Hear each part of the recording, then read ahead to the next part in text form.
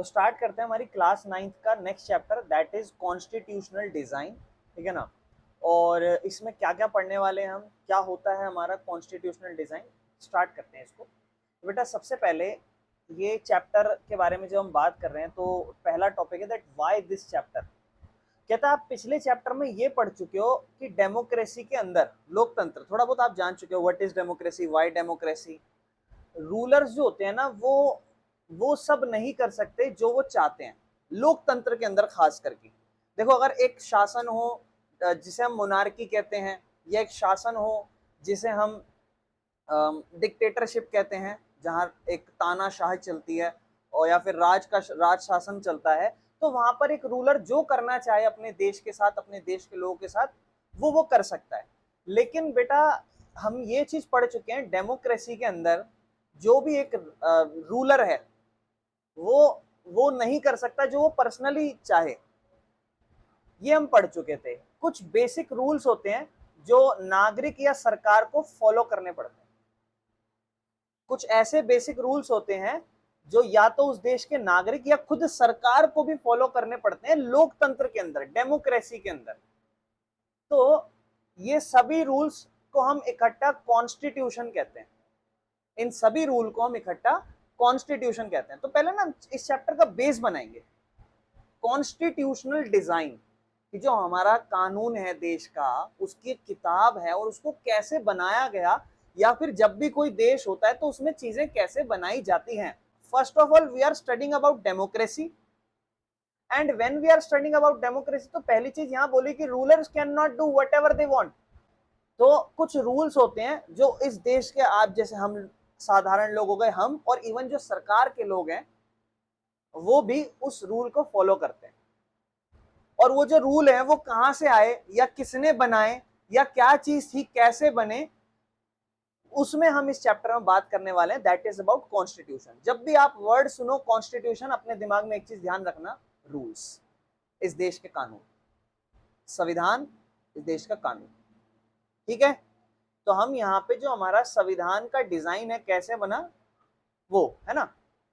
Constitution बेटा होता क्या है, supreme law of a country. Supreme law of a country मतलब इस देश का ऐसा कानून, सुप्रीम लॉ क्यों बोला, इस देश का ऐसा कानून, फर्क नहीं पड़ता वो इंसान क्या है, चाहे वो प्रधानमंत्री हो, राष्ट्रपति हो, किसी एमएलए का बेटा हो या कुछ भी हो, सबके लिए वो बराबर है। मतलब ये आपको जो संविधान है, जो कॉन्स्टिट्यूशन है, क्या कहता है, what rights the citizen will have.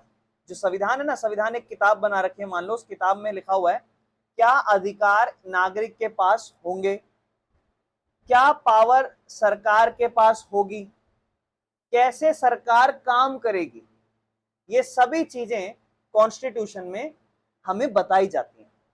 जो हमारा चैप्टर है उसको हम समझ रहे हैं कि हमारा देश जो है इंडिया, वो एक लोकतंत्र देश है, डेमोक्रेटिक कंट्री है। डेमोक्रेटिक कंट्री वो होती है जहां पर देश का नेता हम आम आदमी बनाते हैं, या हम में से ही कोई एक नेता बनता है, और उस सरकार में वो इंसान, अगर उसको जिता रहे हैं, उसको हम नेता बना रहे हैं, तो वो अकेला ये नहीं है जो मर्जी वो चाहे कर ले, उसके पास ऐसी पावर्स नहीं है जिससे वो कुछ भी कर सके।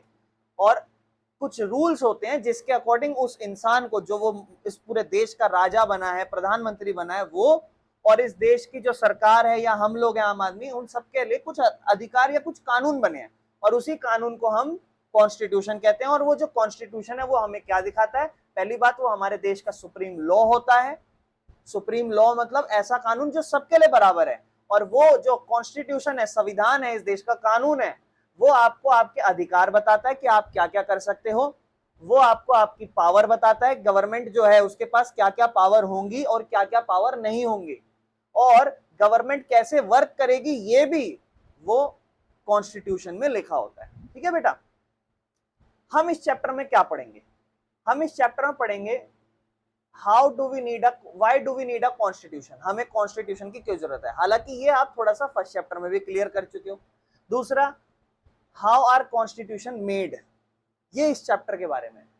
ये जो संविधान है, कानून है, हमें समझ तो आ गया, इससे हमारा देश चल रहा है, इससे सरकार ये देख रही है कैसे। अब जैसे कोई सरकार बैठी कानून, और वो बैठ के ये सोच रही है कि मैं इस देश में ये बदलाव करना चाहती हूँ, तो पहले वो ये देखेगी क्या जो मैं बदलाव करना चाहती हूँ क्या वो कानून के तहत बदलाव हो सकता है कि नहीं हो सकता। पता चला कानून की किताब के हिसाब से ये बदलाव करना गलत है, तो मैं फिर वो सरकार के नाते वो काम नहीं कर सकता। समझ रहे हो? तो कैसे संविधान ये जो बनाया ये बना कैसे, एंड किसने ये बनाया और किस तरीके से बनाया, क्या वैल्यू थी इस डेमोक्रेटिक कॉन्स्टिट्यूशन की, जो कानून बनाया है इसकी क्या वैल्यू या प्रिंसिपल, क्या सोच के क्या दिमाग में आया, क्या चीजें बनाई। और जब भी ये कानून बन जाता है तो क्या इसमें फिर बदलाव आते हैं। आपसे एक सवाल पूछता हूँ, क्या कभी कोई कानून बन जाता है तो क्या उसमें बदलाव आते होंगे? सिटीजनशिप अमेंडमेंट बिल और आगे जाके वो CAA, नागरिकता संशोधन एक्ट, CAA बन गया था बिल। जब वो कानून को प्रेजेंट करा और जब वो पार्लियामेंट में पास हो जाता है देन इट बिकम्स एक्ट। ये चीज मैं आपको ऑलरेडी बहुत बार बता चुका हूँ छोटी क्लासों में। तो बेटा अमेंडमेंट, इसमें एक वर्ड आ रहा है अमेंडमेंट। अमेंडमेंट मतलब किसी भी कानून में बदलाव करना, किसी भी कानून में चेंजेस करना। हाँ यस इट इज पॉसिबल, कानून में बदलाव होते हैं, चेंजेस होते हैं। तो बिल्कुल ये बात का भी जवाब हम इसमें जानेंगे। अच्छा इसको कैसे कैसे चैप्टर का स्ट्रक्चर हुआ इसको छोड़ो, हम आगे चलते हैं। इन शॉर्ट हम क्या पढ़ने वाले हैं, एक कॉन्स्टिट्यूशन जिसमें डेमोक्रेसी का कैसे रूल चलता है, लोगों के क्या अधिकार हैं, सरकार का क्या स्ट्रक्चर है। ये चैप्टर बताएगा कि कानून कैसे बनता है, और एक साउथ अफ्रीका और इंडिया की हम कहानी जानेंगे। सबसे पहले जब आपकी बुक स्टार्ट होती है ना तो बेटा यहाँ पर सबसे पहले स्टार्ट होता है साउथ अफ्रीका का एक कहानी। और इस कहानी को मैंने कोशिश करी कि मैं आपको बहुत और बेहतर तरीके से समझा सकूं, तो आपको एनसीईआरटी से एक्स्ट्रा भी कुछ चीजें जानने को मिले। तो सबसे पहले ना साउथ अफ्रीका में बेटा जो ज्यादातर प्रॉब्लम थी ना, वो प्रॉब्लम जब आप पढ़ोगे, जैसे आपने साउथ अफ्रीका, अब जब चैप्टर आपने पढ़ लिया होगा आपको स्कूल में, तो आपको एक नाम थोड़ा याद आ गया होगा, नेल्सन मंडेला। ये आपने नाम सुन लिया होगा जिसने चैप्टर पढ़ लिया होगा स्कूल के अंदर। तो बेटा ये जो चैप्टर है नेल्सन मंडेला के ऊपर है, और क्या ऐसा बदलाव हुआ या क्या चीजें हुई ना, वो सब पढ़ने के लिए मैं सबसे पहले आपको एक क्वेश्चन लेकर आया हूँ, who were the white peoples in South Africa. क्योंकि आपको ये पता है साउथ अफ्रीका में काले लोग रहते हैं, अफ्रीकन कंट्रीज हैं, तो आपको ये पता है कि ब्लैक पीपल्स रहते हैं वहां पे। तो ये व्हाइट पीपल्स वहां कैसे आ गए, है ना, एक सवाल आएगा मन में। और उनका इतिहास क्या है, तो ये जो गोरे लोग थे ये कहाँ से आए थे। व्हाइट पीपल्स जो साउथ अफ्रीका में थे ना, वो यूरोपियन से सेटल होने आए थे। यहाँ सेटल नहीं होने आए थे, वो आते थे व्यापार करने। आपको थोड़ा सा मैंने फ्रेंच रेवोल्यूशन पढ़ाया है, तो आपको एक कहानी थोड़ी सी अगर याद हो, स्लेवरी के ऊपर। तो क्या करते थे स्लेव्स, क्या करते थे यूरोपियन लोग आते थे अफ्रीका में, स्लेव्स को खरीदा करते थे। अबॉलिशमेंट ऑफ क्या कहते हैं स्लेवरी, अगर आपको याद हो, नेपोलियन ने वापस ला दी थी। तो स्लेव्स को उठाते थे और कहाँ लेके जाते थे बताएगा कोई? इसको ये लेके जाते थे अमेरिका। इसलिए आपको पता है अमेरिका में भी आपको ब्लैक पीपल्स पाए जाते हैं। क्यों? वहां तो सारे गोरे पैदा हो रहे हैं, तो ये ब्लैक पीपल्स कैसे आए? ब्लैक पीपल्स भी इस तरीके से आए थे। चलो खैर इस पे नहीं बात कर रहे। व्हाइट पीपल्स जो थे साउथ अफ्रीका में वो यूरोपियन सेटलर्स थे, यूरोप से आके बस गए थे यहाँ, ऐसा समझ लो। ये मेनली जो है ना नेदरलैंड से डच भाषी, डच वाले लोग, ठीक है ना, या ब्रिटेन से थे ज्यादातर लोग। कहाँ से? नेदरलैंड एंड ब्रिटेन से। 1600 से 1700 के टाइम पे जो डच की ट्रेडिंग कंपनियां थी, व्यापार कंपनियां, और उसके बाद जो ब्रिटिश की कॉलोनिस्ट थे, वो साउथ अफ्रीका में आए थे वेपन्स और पावर के साथ, लोगों को खरीदा। गरीबी थी देश में, कुछ था ही नहीं रिसोर्स करने के। आज ही बहुत बुरा हाल है अफ्रीका के देशों में। तो वेपन्स, हथियारों के साथ, नहीं मानेंगे तो हथियार हैं, नहीं तो फिर पावर तो है ही, पैसा तो है ही, इसके साथ आए थे। अनलाइक इन इंडिया, जैसे इंडिया में हुआ था वैसा नहीं। जब ब्रिटिश छोड़ के गए थे आफ्टर इंडिपेंडेंस, तो बहुत सारे व्हाइट जो है ना वो यहाँ पर साउथ अफ्रीका में परमानेंटली सेटल हो गए थे अपना घर बना के। इंडिया में आपको कोई पड़ोसी, आपको कोई है पड़ोसी अंग्रेज कि जी मैं यहाँ पर रह गया था, ऐसा तो नहीं है ना कोई कि हाँ जी मैं यहाँ पर रह गया था, नहीं कुछ नहीं है। क्यों? सारे चले गए थे, कॉलोनीज बसाई थी, व्यापार कमाया, खूब लूटा, और लूटने के बाद यहाँ से चले गए। लेकिन अफ्रीका में ऐसा नहीं है, वो लोग वहां पर ना बस गए थे। मेजरली यहाँ पर तो वो लोग स्लेवरी के लिए आते थे, अपना दास खरीदने, नौकरों को खरीदने के लिए आते थे, लेकिन कुछ वहीं बस भी गए थे। आप देखो, आपने generally south African cricket team देखते हो आप, तो अगर आपको किसी प्लेयर का नाम याद हो, जैसे AB डिविलियर्स, अगर कोई क्रिकेट देखता हो तो नाम याद होगा, गोरा है क्रिकेटर है। अब गोरा क्रिकेटर है तो अफ्रीका में कैसे हो गया भैया? पूर्वज सेटल हो गए होंगे यहाँ पे। चलो क्लियर है बेटा, समझ में आ गया, चलो आगे चलते हैं। तो अब आपको ये चीज तो समझ में आ गई है कि गोरे लोग अफ्रीका में कर क्या रहे हैं, या बस कैसे गए। इंडिया से तो चले गए थे लेकिन वहां से नहीं गए। What did they do in past, इन्होंने पास्ट में करा क्या फिर अफ्रीका में। तो ये ना इन्होंने जमीन ले ली और रूलर बन गए उस जगह के। पैसा तो था ही, छीन ली, हथियार भी है, या तो छीन लिया खरीद ली और रूलर बन गए वहां के। ये विश्वास रखते थे कि ये सुपीरियर हैं, और जो भी इनके साथ काले लोग हैं ना, उनसे ये सुपीरियर है, ये चीज में बिलीव रखते थे, भेदभाव करते थे काइंड ऑफ। जो सिस्टम इन्होंने बनाया दैट इज अपार्थेड। अब ये होता क्या है, क्योंकि यही चीज समझेगी, बहुत इंपॉर्टेंट वर्ड है बेटा, ध्यान रखना। अपार्थेड, अपार्थेड एक सिस्टम है जहां पर रेशियल डिस्क्रिमिनेशन होता है अफ्रीका में, रंग के हिसाब से भेदभाव, रंग के आधार पर भेदभाव, इसी को हम अपार्थेड कहते हैं। तो उन्होंने एक सिस्टम बना दिया था अपार्थेड, मतलब रंग के हिसाब से भेदभाव करेंगे हम इस देश में। हम तो गोरे हैं, यहाँ बस गए, ये काले लोग हैं, इनके साथ भेदभाव होगा। जहां पर जो गोरे लोग थे ना वो माइनॉरिटी में थे, ये बात भी ध्यान रखना। एक होता है बेटा माइनॉरिटी और एक होता है मेजॉरिटी, मतलब आबादी। 100 लोग हैं तो मान लो 20 से 25 लोग गोरे हैं और 75 से 80 लोग काले हैं, तो आबादी किसकी ज्यादा हुई, कालों की। लेकिन फिर भी पावरफुल कौन हुए, गोरे। तो व्हाइट लोग थे और माइनॉरिटी में थे, लेकिन वो ब्लैक मेजॉरिटी पे राज करते थे, और बाकी नॉन व्हाइट पीपल्स। अब जायज बात है, काले लोग रहते हैं तो अफ्रीकन से, लेकिन उसके अलावा इंडियंस भी तो हो सकते हैं जो रह रहे हो, गांधी जी। अच्छा, अब अपार्थेड सिस्टम में था क्या, कि जो काले लोग हैं वो वोट नहीं दे सकते बेटा। They couldn't live in white areas without permission, बिना परमिशन के गोरों के इलाकों में भी नहीं रह सकते। पब्लिक प्लेसेस जैसे कि स्कूल्स हो गए, बसेस हो गए, बीचेस हो गए, हॉस्पिटल हो गए, ये सब गोरों के और आगोरे मतलब जो गोरे नहीं थे, उनके सबके अलग ये चीजें थी। स्कूल अलग थे, बसें अलग जा रही हैं, सोचो, है ना, बीचेस अलग हैं, ठीक है ना, या फिर जो अस्पताल हैं वो सब अलग हैं। They made racist law to keep power in their own hands. इन्होंने जब वहां देश में बसने लगे तो आबादी तो कम थी लेकिन पावरफुल थे, तो इन्होंने क्या करा, जो रेसिस्ट है, मतलब रेसिज्म, कलर के हिसाब से भेदभाव, उसी के बेटा कानून बनाए। कानून वैसे ही बनाए जो और रेसिज्म करे। अच्छा देखो नेक्स्ट, अब देखो बेटा मैं दिखाता हूं आपको, व्हाइट माइनॉरिटी और ब्लैक मेजोरिटी। ब्लैक मेजोरिटी में और व्हाइट जो है माइनॉरिटी में, लेकिन पावरफुल है। व्हाइट यूरोपियंस कितने थे, कहता है करीबन 10 से 15% आबादी थी गोरे लोगों की, पूरी पावर थी, अमीर थे, रूलिंग क्लास था, मतलब यही चलाते थे वहां अफ्रीका को। काले लोग 70 से 75% थे, कोई पावर नहीं थी और इनके साथ बहुत ही ज्यादा भेदभाव किया जाता था। कलर्ड इंडियंस, कलर्ड या फिर इंडियंस हो गए, मतलब कोई मिक्स, गोरे नहीं पर काले भी नहीं प्रॉपर।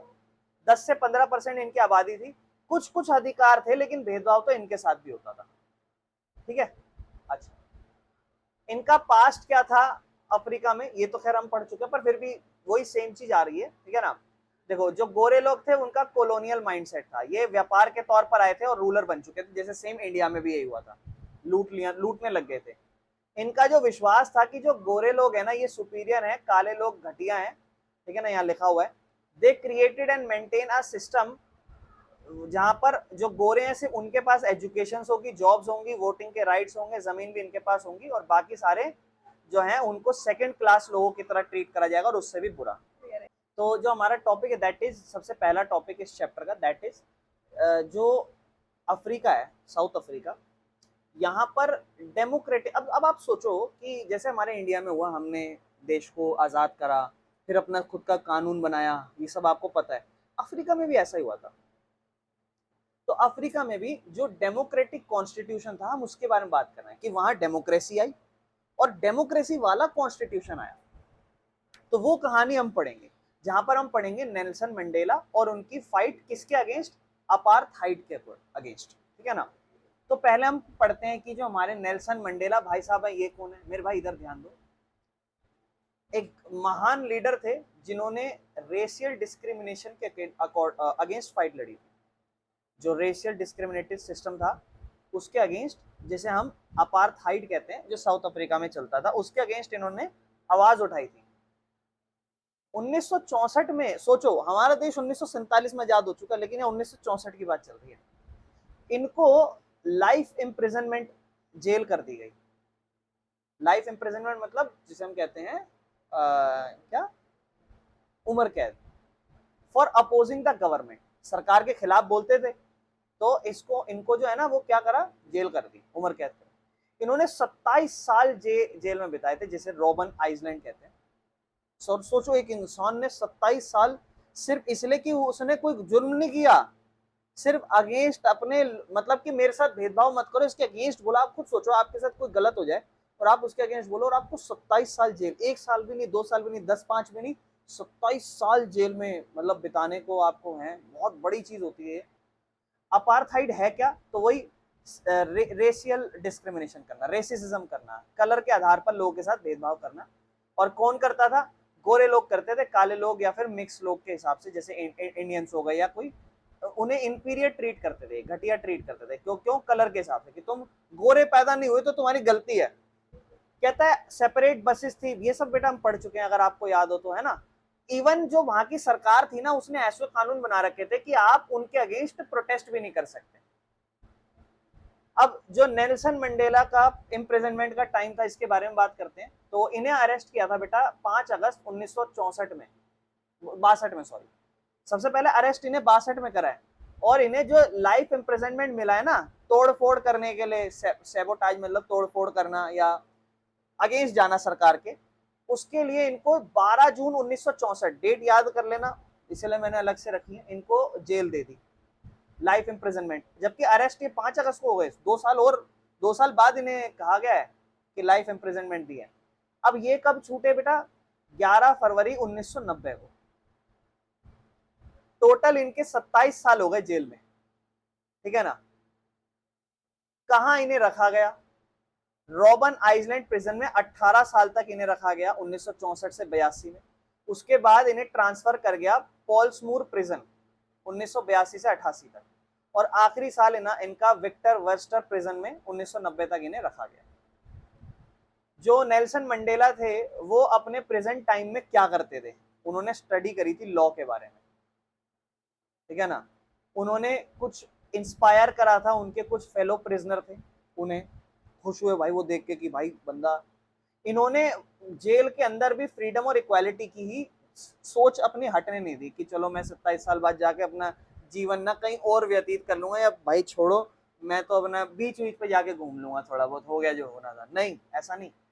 अब आप सोचो ना 1990 तक इस इंसान ने, जब हमारा देश 1990 में बेटा हमारे इंडिया में इकोनॉमी खराब होती जा रही थी, और 1990 91 92 में तो हमने नई पॉलिसी बनाई थी।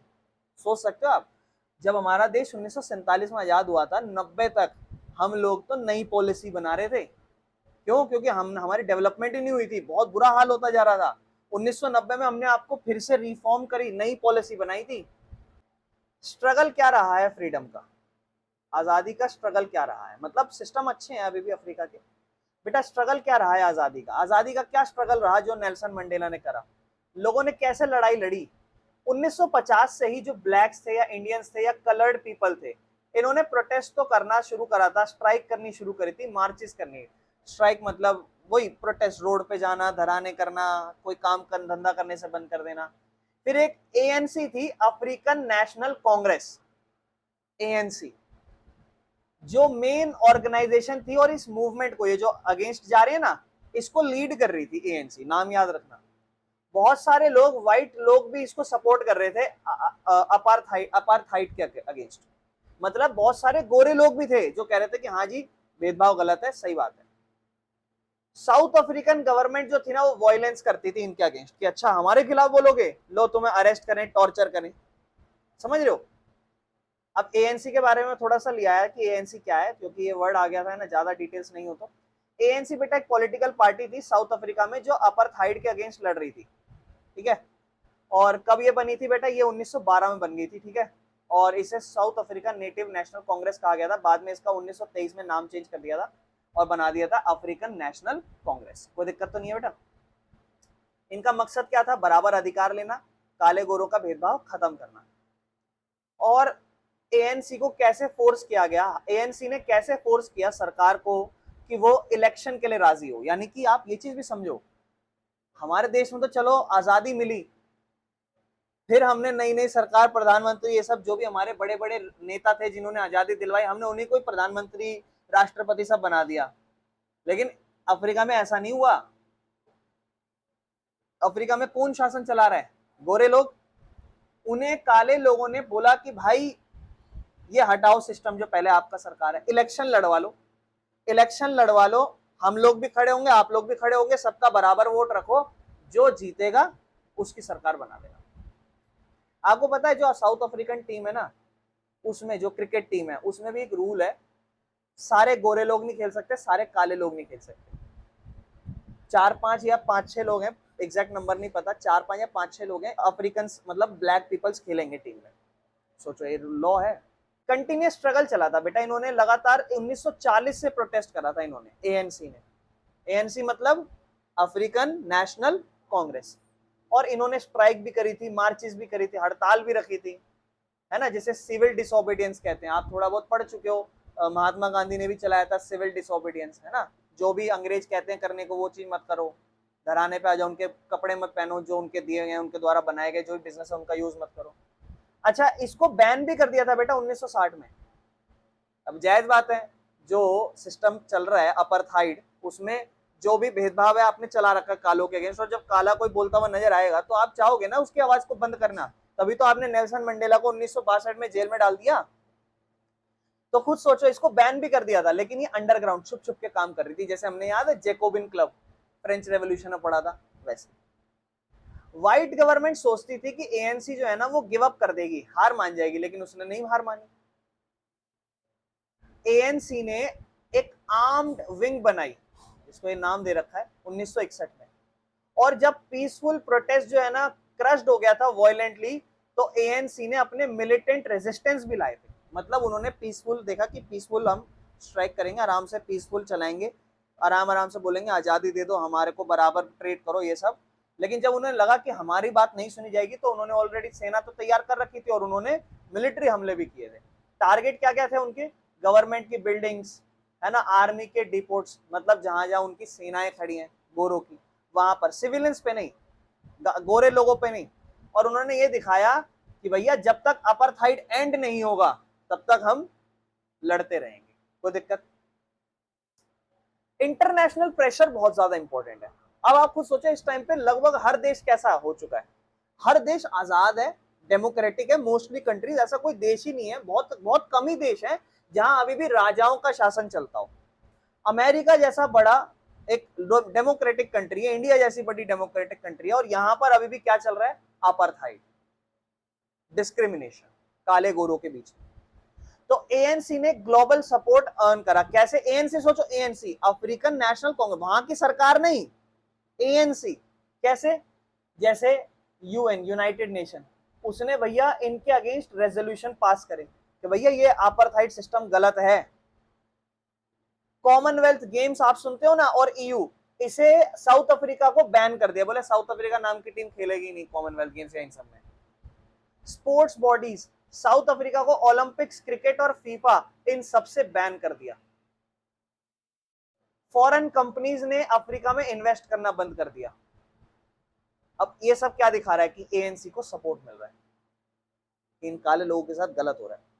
तो साउथ अफ्रीका जो था वो एक आइसोलेटेड बन चुका था और इकोनॉमिकली कमजोर हो चुका। अब सोचो, वो देश वहां जहां गोरे इस देश को चला रहे हैं, वो सोच रहे हैं यार हमें तो बाहर से प्रॉब्लम हो रही है, ये लोग तो अंदर तो परेशान कर ही रहे हैं, बाहर से भी बड़ी बड़ी कंपनियां हमें हर चीज से बंद कर दिया। तो उन्हें जब ये चीज लगी तो उन्हें लगा कि यार हमें तो अकेला हो गए हम तो, और पैसे के मामले में हम कमजोर होते जाएंगे ऐसे तो। और उस टाइम पर बेटा मंडेलास का जो प्रेजेंट टाइम था ना, वो भी एक ग्लोबल सिंबल बन गया था। सोचो, एक इंसान 27 साल जेल में सिर्फ इस चीज के लिए कि उसने कोई आरोप नहीं किया, सिर्फ अपने अधिकार मांगे, तो वर्ल्ड वाइड आइकॉन बन चुका था भैया हमारा नेल्सन मंडेला भाई साहब।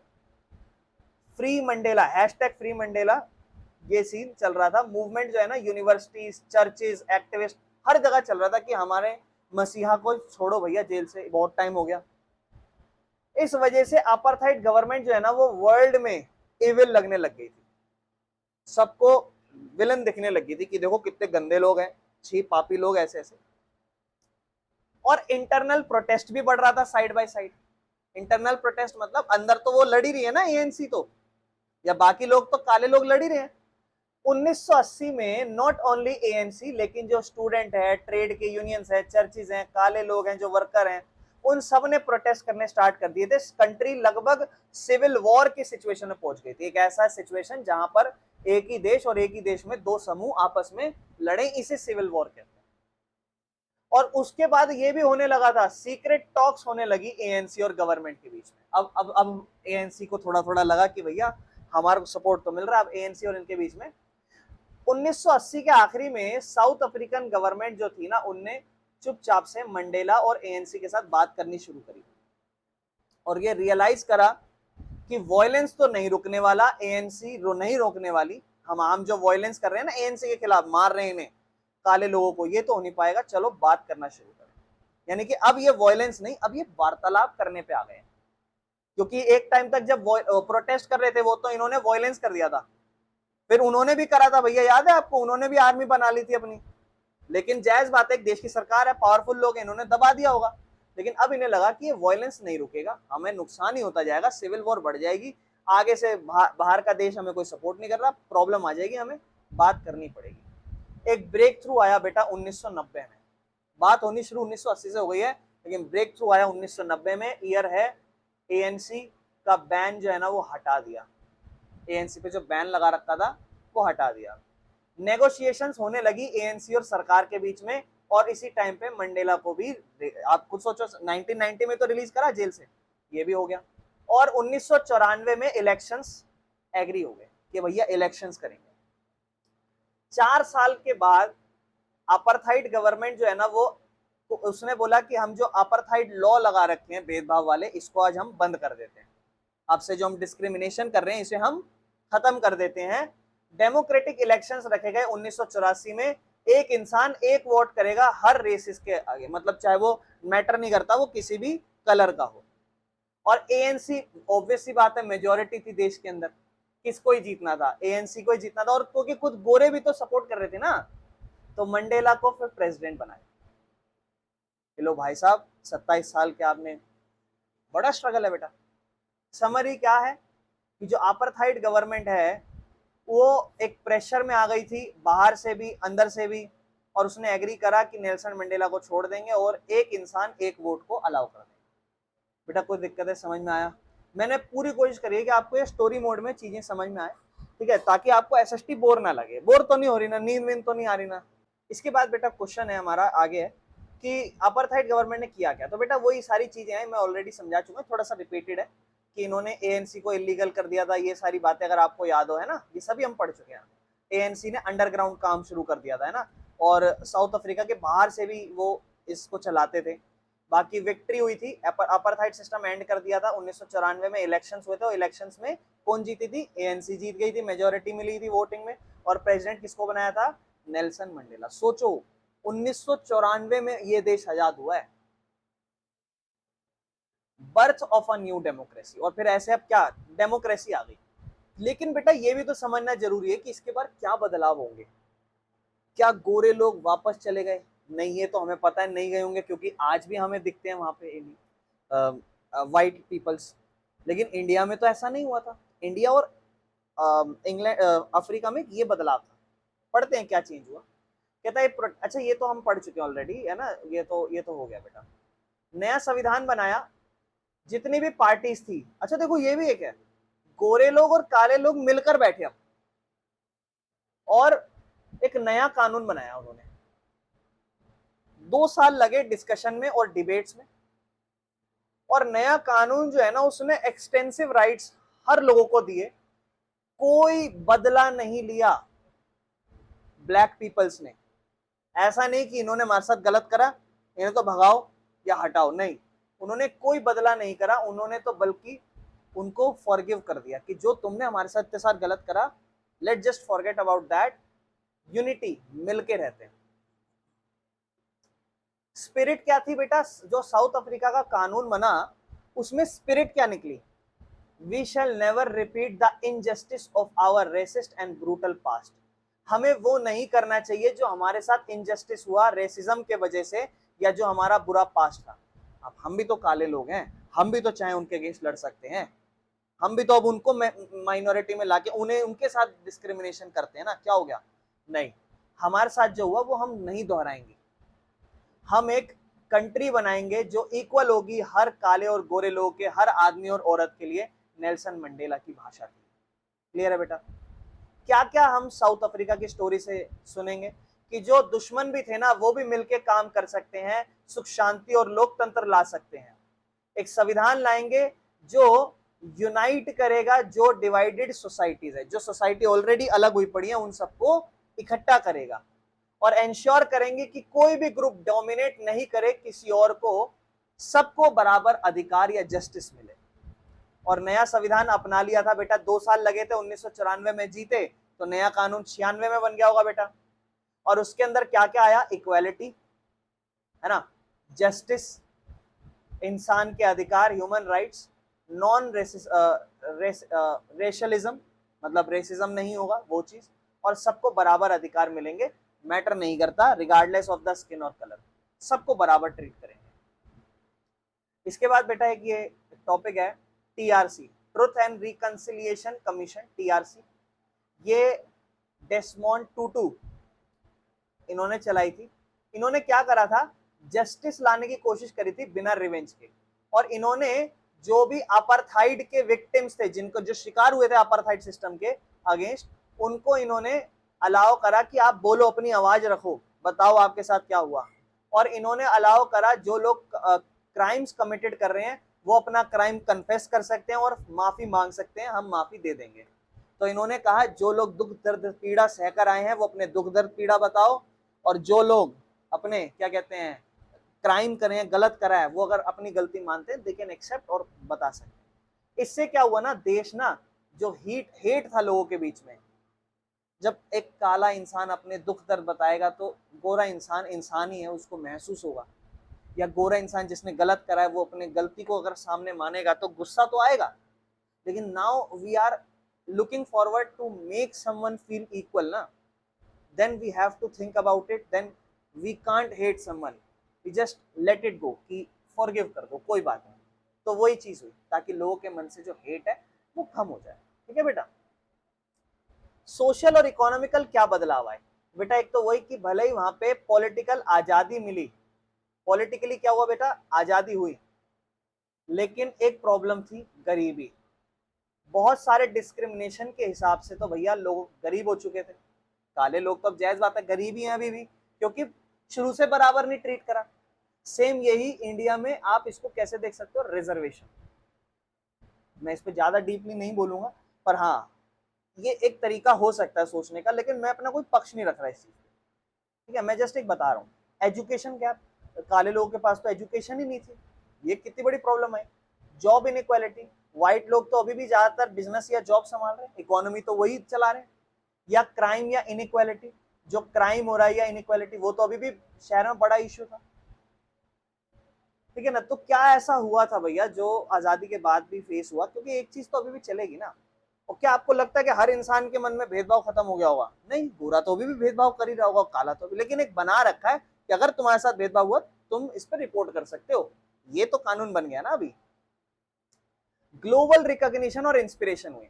जो मंडेला भाई साहब थे हमारे, उन्हें साउथ अफ्रीका में एक सिंबल बने थे सुख शांति पीसफुल रेवोल्यूशन चलाने के, फॉरगिवनेस के लिए। ये बहुत ज्यादा इंपॉर्टेंट है, क्यों? क्योंकि जैसे ही वो प्रेसिडेंट बने उन्होंने कहा कि माफ करो, कोई बात नहीं, सब साथ रहते। और उन्होंने डाइवर्सिटी, डाइवर्सिटी मतलब विविधता, काले लोग गोरे लोग डाइवर्सिटी है, लेकिन उसमें भी उन्होंने क्या दिखाई? यूनिटी। कोई दिक्कत तो नहीं है। बाकी कंट्रीज ने साउथ अफ्रीका का एक एग्जांपल लिया जिससे उन्होंने अपने लोकतंत्र में कुछ बदलाव अगर चाहें या ऐसा डेमोक्रेसी होना चाहिए वो देखा कि देखो ये होता है ट्रांजिशन डेमोक्रेसी का। अब बेटा यहाँ से हमारा ये टॉपिक 2.1 जो हमारा फर्स्ट टॉपिक था हमारी बुक का, ये कंप्लीट हो चुका है। जो सेकंड टॉपिक है बेटा ये स्टार्ट हो रहा है, that is why do we need a constitution, हमें संविधान की क्यों जरूरत है। जहाँ पे हम इंडिया की बात करेंगे, इंडिया को क्या संविधान की जरूरत है, क्या चीजें हैं क्या। नेक्स्ट टॉपिक है हमारा why do we need a constitution, हमें संविधान की क्यों जरूरत है। कहता है what is the need for a constitution, एक संविधान की जरूरत क्यों पड़ती है। जिसमें से आपको कहता है let start with an example from south Africa, south Africa से एक एग्जांपल लिया जाए। कहता है 1994 में black and white south African जो है ना वो प्लानिंग कर रहे थे कि हम ना जो हमारे साथ इतने साल तक रेशियल इनजस्टिस हुआ उसके बाद भी वो प्लानिंग कर रहे थे कि हम बराबर से एक दूसरे के साथ रहेंगे, एक दूसरे को बराबर ट्रीट करेंगे। मगर उनको फियर्स थे, डर थे और डाउट्स थे। मतलब आज तो वो सोच रहे हैं कि यार हम ना जो हमारे साथ इतना बुरा हुआ है हम नहीं इनके साथ करेंगे, सब बराबर बराबर के कानून बनाएंगे। लेकिन फिर भी उनके मन में डर थे, डाउट्स थे। क्यों? बिकॉज वो फुल डेमोक्रेसी चाहते थे, सोशल और इकोनॉमिक जस्टिस चाहते थे। मतलब वो चाहते थे कि समाज में हमें बराबर ट्रीट किया जाए। और वो वही समाज के लोग जिन्होंने आज तक हमारे साथ डिस्क्रिमिनेशन करा है, रेशियल डिस्क्रिमिनेशन हुआ है, रेसिज्म हुआ है हमारे अगेंस्ट, क्या वो हमारे साथ आज बराबर ट्रीट कर पाएंगे अगर हम उन्हें सारी चीज फिर से नॉर्मल भी करके दे दें?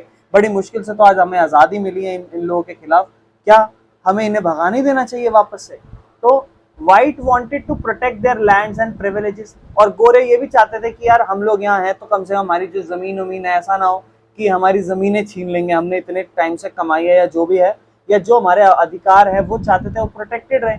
तो both side needed a way to build trust and ensure fairness. अब दोनों ही तरफ से लोगों को ना एक दूसरे पे भरोसा रखना पड़ता और दोनों को ही फेयरनेस दिखानी पड़ती, मतलब एक दूसरे को बराबर, मतलब एक ऐसा नहीं कोई किसी का इंटेंशन होता जिससे ये लगता कि ये तो मतलब ये तो मुझे लग रहा है धोखा दे देंगे, इस टाइप का, ये चीज नहीं होनी चाहिए थी। सॉल्यूशन क्या है?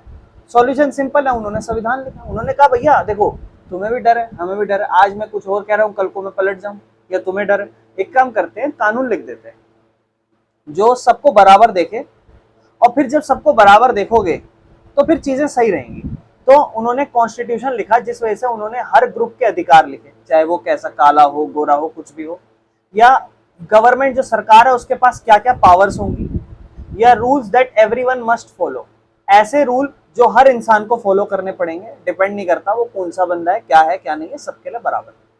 They agreed on a constitution, वो कॉन्स्टिट्यूशन पे एग्री भी करे थे। उन्होंने बेसिक रूल बनाए थे ना जो दोनों साइड को फॉलो करने पड़ेंगे। जैसे उन्होंने बराबर अधिकार दिए हर लोगों को, कोई बदला नहीं रखा, उन्होंने एक पीसफुल गवर्नेंस चलाई सुख शांति से। अगर यहाँ पार्लियामेंट में या सरकार के अंदर कोई काले लोग हैं, गोरे लोग हैं, तो डज नॉट मैटर, सबको बराबर से ही ट्रीट करेंगे हम। तो उन्होंने जो रिटन कॉन्स्टिट्यूशन मतलब रिटन रूल बनाए, जो भी उन्होंने रूल्स बनाए उसको उन्होंने कॉन्स्टिट्यूशन नाम दिया। तो अब सवाल है कि हमें कॉन्स्टिट्यूशन की क्यों जरूरत है? बिकॉज कॉन्स्टिट्यूशन से क्या होता है ना, एक देश सुख शांति से फेयरली चलता है, कि कैसे एक कंट्री को आप चलाओगे पीसफुली और फेयरली। अगर एक देश में संविधान नहीं होगा या एक देश के संविधान सबको बराबर ट्रीट नहीं करेगा तो वहां पे फिर लड़ाइयां होंगी। अगर जैसे हमारा भारत देश है, यहाँ कितनी जात बिरादरी, कितने धर्म के लोग हैं, कितनी अलग अलग धर्म मनाते हैं लोग, है ना, डाइवर्सिटी इतनी ज्यादा। मान लो यहाँ पर अगर हम कानून में हल्का सा भी उलट फेर कर दें गलती से तो कितने बड़े दंगे हो सकते हैं ना। अगर एक कानून हल्का सा बदलाव भी होता है, जैसे मैंने आपको बताया था सिटीजनशिप अमेंडमेंट एक्ट, कि किसी पक्ष को अच्छा लग सकता है किसी को नहीं, तो फिर वो उसके अगेंस्ट जा सकता है। बहुत सारे देशों में तो ये भी है कि अगर मैंने जो कानून बनाया तो उस पर तुम खिलाफ में कुछ बोल भी नहीं सकते। तो ये सब कानून के अंदर लिखा होता है। अच्छा, कॉन्स्टिट्यूशन करता क्या है भाई? तो कॉन्स्टिट्यूशन ना लोगों के मन में ट्रस्ट, हर इंसान को सिक्योर्ड विश्वास होता है कि ये जो देश के कानून में जो लिखा हुआ है ना, इसके अकॉर्डिंग मैं रहूंगा इस देश में और इसके अकॉर्डिंग मेरे को सुना जाएगा और मेरे को आजादी होगी। हर इंसान को अपने अधिकार के बारे में पता चलेगा जिससे उसको लगेगा कि मैं प्रोटेक्टेड फील कर रहा हूँ। गवर्नमेंट का स्ट्रक्चर पता चलता है इससे कि सरकार किस टाइप की इस देश में बनेगी, क्योंकि वो संविधान कानून में तो लिखा होगा ना। सो कौन डिसीजन लेगा, कैसे लेगा, वो बात। सरकार की पावर को लिमिट कितना करा बेटा, ये भी तो संविधान में, कॉन्स्टिट्यूशन में लिखा होगा, ताकि जो रूलर हैं वो अपनी पावर का मिसयूज ना कर लें। गिव सिटीजन देयर राइट, हर इंसान को फ्रीडम, इक्वालिटी, एजुकेशन जैसे अधिकार देना। एंड एक्सप्रेस करना लोगों की उम्मीदें, ये दिखाता है आपका जो संविधान है, ये दिखाता है कि कैसे लोग जो है ना वो अपनी सोसाइटी को चाहते हैं, कितना फ्री, कितना इक्वल। समझ रहे हो? ये सारी चीजें कौन प्रोवाइड करके देता है आपको? Constitution. That's why you need a constitution. So whenever the question arise from you is that कि what the constitution do? So constitution provides you these functions. It gives you hope. It limits the government. It makes the rule of the government, या फिर it makes the structure of government, that what kind of government will your country follow. कौन सा country आपका क्या government का structure follow करेगा, राज शासन चलेगा, मोनार्की चलेगी, डिक्टेटरशिप चलेगी। अब सोचो जब डिक्टेटरशिप होगी तो कुछ कितने भी कानून चेंज कर लो, फिर तो कुछ भी करते रहो, है ना। चलो रियल लाइफ एग्जांपल, इमेजिन करो एक फुटबॉल मैच को बिना रूल के। तो प्लेयर जो है वो क्या करते हैं, लड़ाई करते हैं। आपने देखा हो कभी सॉकर की गेम में, फुटबॉल की गेम में चीटिंग करते हैं, एक दूसरे को ना पुश कर देते हैं, जानबूझ के गिरने की एक्टिंग करते हैं, ये सब। अगर रूल ही नहीं होंगे तो इससे तो फिर लड़ाइयां झगड़े शुरू हो जाएंगे, है ना। सिमिलरली बिना संविधान के सेम ऐसे ही अगर आप अपने देश के लिए कानून नहीं बनाओगे ना, तो लोगों के बीच में लड़ाइयां होती रहेंगी, कन्फ्लिक्ट आते रहेंगे, इनजस्टिस, जिसको न्याय नहीं मिलना वो नहीं मिलता रहेगा, और कंफ्यूजन, केओस का माहौल बनता रहेगा, ठीक है ना। क्या संविधान हर देश के लिए जरूरी है? भाई मोस्ट कंट्रीज जो, चाहे वो डेमोक्रेटिक हो, चाहे वहां लोकतंत्र फॉलो होता हो कि नहीं होता हो, हर किसी के पास कुछ ना कुछ के रूल्स तो बने हुए हैं, ठीक है ना। हर स्मॉल ग्रुप जैसे कि क्लब हो गए, सोसाइटीज हो गई, या कोई पार्टीज हो गई, हर कोई अपना अपना रूल बुक लिखता है। इवन घर का भी एक रूल होता है कि इतने बजे ये होगा। घरों में डिसाइड नहीं होता कि इस दिन ये खाना बनेगा, हफ्ते में इस दिन नॉनवेज नहीं बनेगा, या फिर इस दिन बाहर से खाना आएगा, या सब रात को इतने बजे सो जाएंगे। काइंड ऑफ रूल्स नहीं बना के, तो वैसा ही हर चीज का, ठीक है बेटा। ऑल कंट्री, जितने भी देश हैं, अगर वो डेमोक्रेटिक हैं तो जायज बात है उनके पास कॉन्स्टिट्यूशन तो होगा ही। लेकिन अगर हर देश जिनके पास संविधान है, जरूरी नहीं है वो लोकतंत्र भी हो। कहने का मतलब है, अगर हम बात करूं तानाशाह कोई लोकतंत्र देश, ऐसा कोई डिक्टेटरशिप वाला देश उठा लो, जैसे कि नॉर्थ कोरिया उठा लो, तो वहां क्या कानून नहीं बना हुआ होगा? क्या होगा? जैसे वो वही, ये घरों में तस्वीर रखनी है, ये वो, क्या कानून है? हाँ कानून तो है। क्या वो लोकतंत्र है? नहीं। तो देखो यहाँ पे बात क्या हुई कि कंट्री के पास कॉन्स्टिट्यूशन तो है, लेकिन जरूरी नहीं है वो डेमोक्रेटिक है। लेकिन हाँ, जिसके पास डेमोक्रेटिक है तो जायज बात है उसके पास अपना खुद का कानून तो बना हुआ होगा, ये तो जायज बात है। सिंपल शब्दों में कॉन्स्टिट्यूशन इंपॉर्टेंट क्यों है?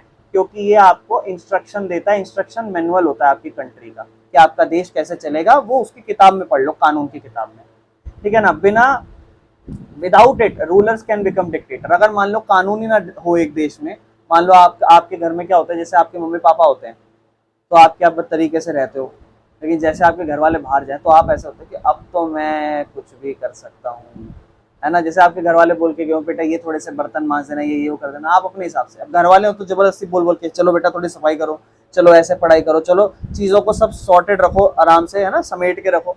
अब क्या हो, जैसे घर वाले ना हो तो आप बिखेर के रख दो, कोई नहीं अब अरे देख लेंगे, घर वाले तो शाम को आएंगे या कल आएंगे, पड़े रहने दो आराम से। तो वो क्या है, रूलर जो है ना, वो जैसे आप लोग वो डिक्टेटर बन जाएंगे। तो विद इट पीपल और लीडर्स जो है ना, जैसे जब कानून होता है तो कानून लोगों और उनके लीडरों को लिमिट्स में रखता है, और ये इंश्योर करता है कि हर इंसान बराबर और इक्वली ट्रीट किया जा रहा है, ठीक है।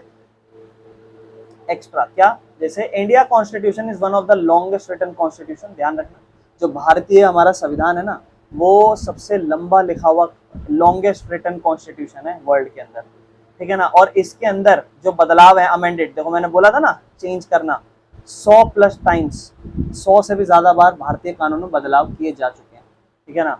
इवन स्कूल के भी रूल्स होते हैं, तो कंट्री के जायज बात अपने खुद के भी रूल होंगे। क्या कॉन्स्टिट्यूशन सिर्फ सरकारों के लिए होता है क्या? नहीं, जरूरी थोड़ा ना ये कानून जो है वो सरकारों के लिए हो, नहीं। ये तो हर ऑर्गेनाइजेशन, जैसे मान लो कोई पॉलिटिकल पार्टी हो, वो भी अपना रूल बना के रखे कि हम अपनी पार्टी में किसको नेता बनाएंगे, किसको नहीं, इसका क्राइटेरिया क्या होगा। तो या कोऑपरेटिव सोसाइटी, अमूल जैसे जो कोऑपरेटिव सोसाइटी है, अमूल जो है, मदर डेयरी, जितने भी सारे ऐसे ऑर्गेनाइजेशन है जो कोऑपरेटिव सोसाइटी है, ठीक है ना। या कोई क्लब्स हो गए, कुछ भी, है ना, कोई भी संस्थाएं हो गई, कुछ भी, हर एक कंपनी तक का अपना रूल होता है कि सुबह 8 बजे इतने बजे आना है, इतने बजे ऐसे ऐसे ड्रेसिंग सेंस, हर चीज। तो हर किसी का अपना एक कानून होता है, जरूरी नहीं है ये सिर्फ कानून जो है ना, रूल बुक जो है वो सिर्फ किसके लिए हो, वो सिर्फ सरकारों के लिए हो, ये जरूरी नहीं है। हर किसी का अपना एक रूल बुक होता है। Example, try reading a school notebook या क्लब की, एक क्लब की या स्कूल की रूल बुक पढ़नी शुरू करो, आपको पता चल जाएगा स्कूल के क्या रूल हैं। कॉन्स्टिट्यूशन जो होता है बेटा एक कंट्री का, वो एक रिटर्न रूल्स होते हैं जो एक्सेप्ट करे जाते हैं उस देश के हर नागरिक के द्वारा, है ना। जायज बात है, रूल बनाया उस देश के हर नागरिक उसको एक्सेप्ट करेंगे। ग्लोबल व्यू अगर हम देखें, not every country with a constitution is democratic, यही बात तो मैंने बता दी। जरूरी नहीं है हर देश जिसके पास कानून हो वो लोकतंत्र है, लेकिन हाँ जिसके पास लोकतंत्र है उसके पास अपना कॉन्स्टिट्यूशन तो होगा ही होगा। मतलब अगर एक देश डेमोक्रेटिक है तो जायज बात है वो अपना डेमोक्रेसी अपने कॉन्स्टिट्यूशन के अकॉर्डिंग लाया है, संविधान कानून में लिखा हुआ है। लेकिन अगर कोई एक देश जहां पर कॉन्स्टिट्यूशन बना हुआ है तो जरूरी नहीं है वो डेमोक्रेसी फॉलो करता हो, क्योंकि कानून तो हर जगह बनाए जा सकते हैं। जैसे USA made constitution after it's war of independence, तो यूएसए ने अपना कानून कब बनाया? जब उन्होंने वॉर ऑफ इंडिपेंडेंस लड़ी।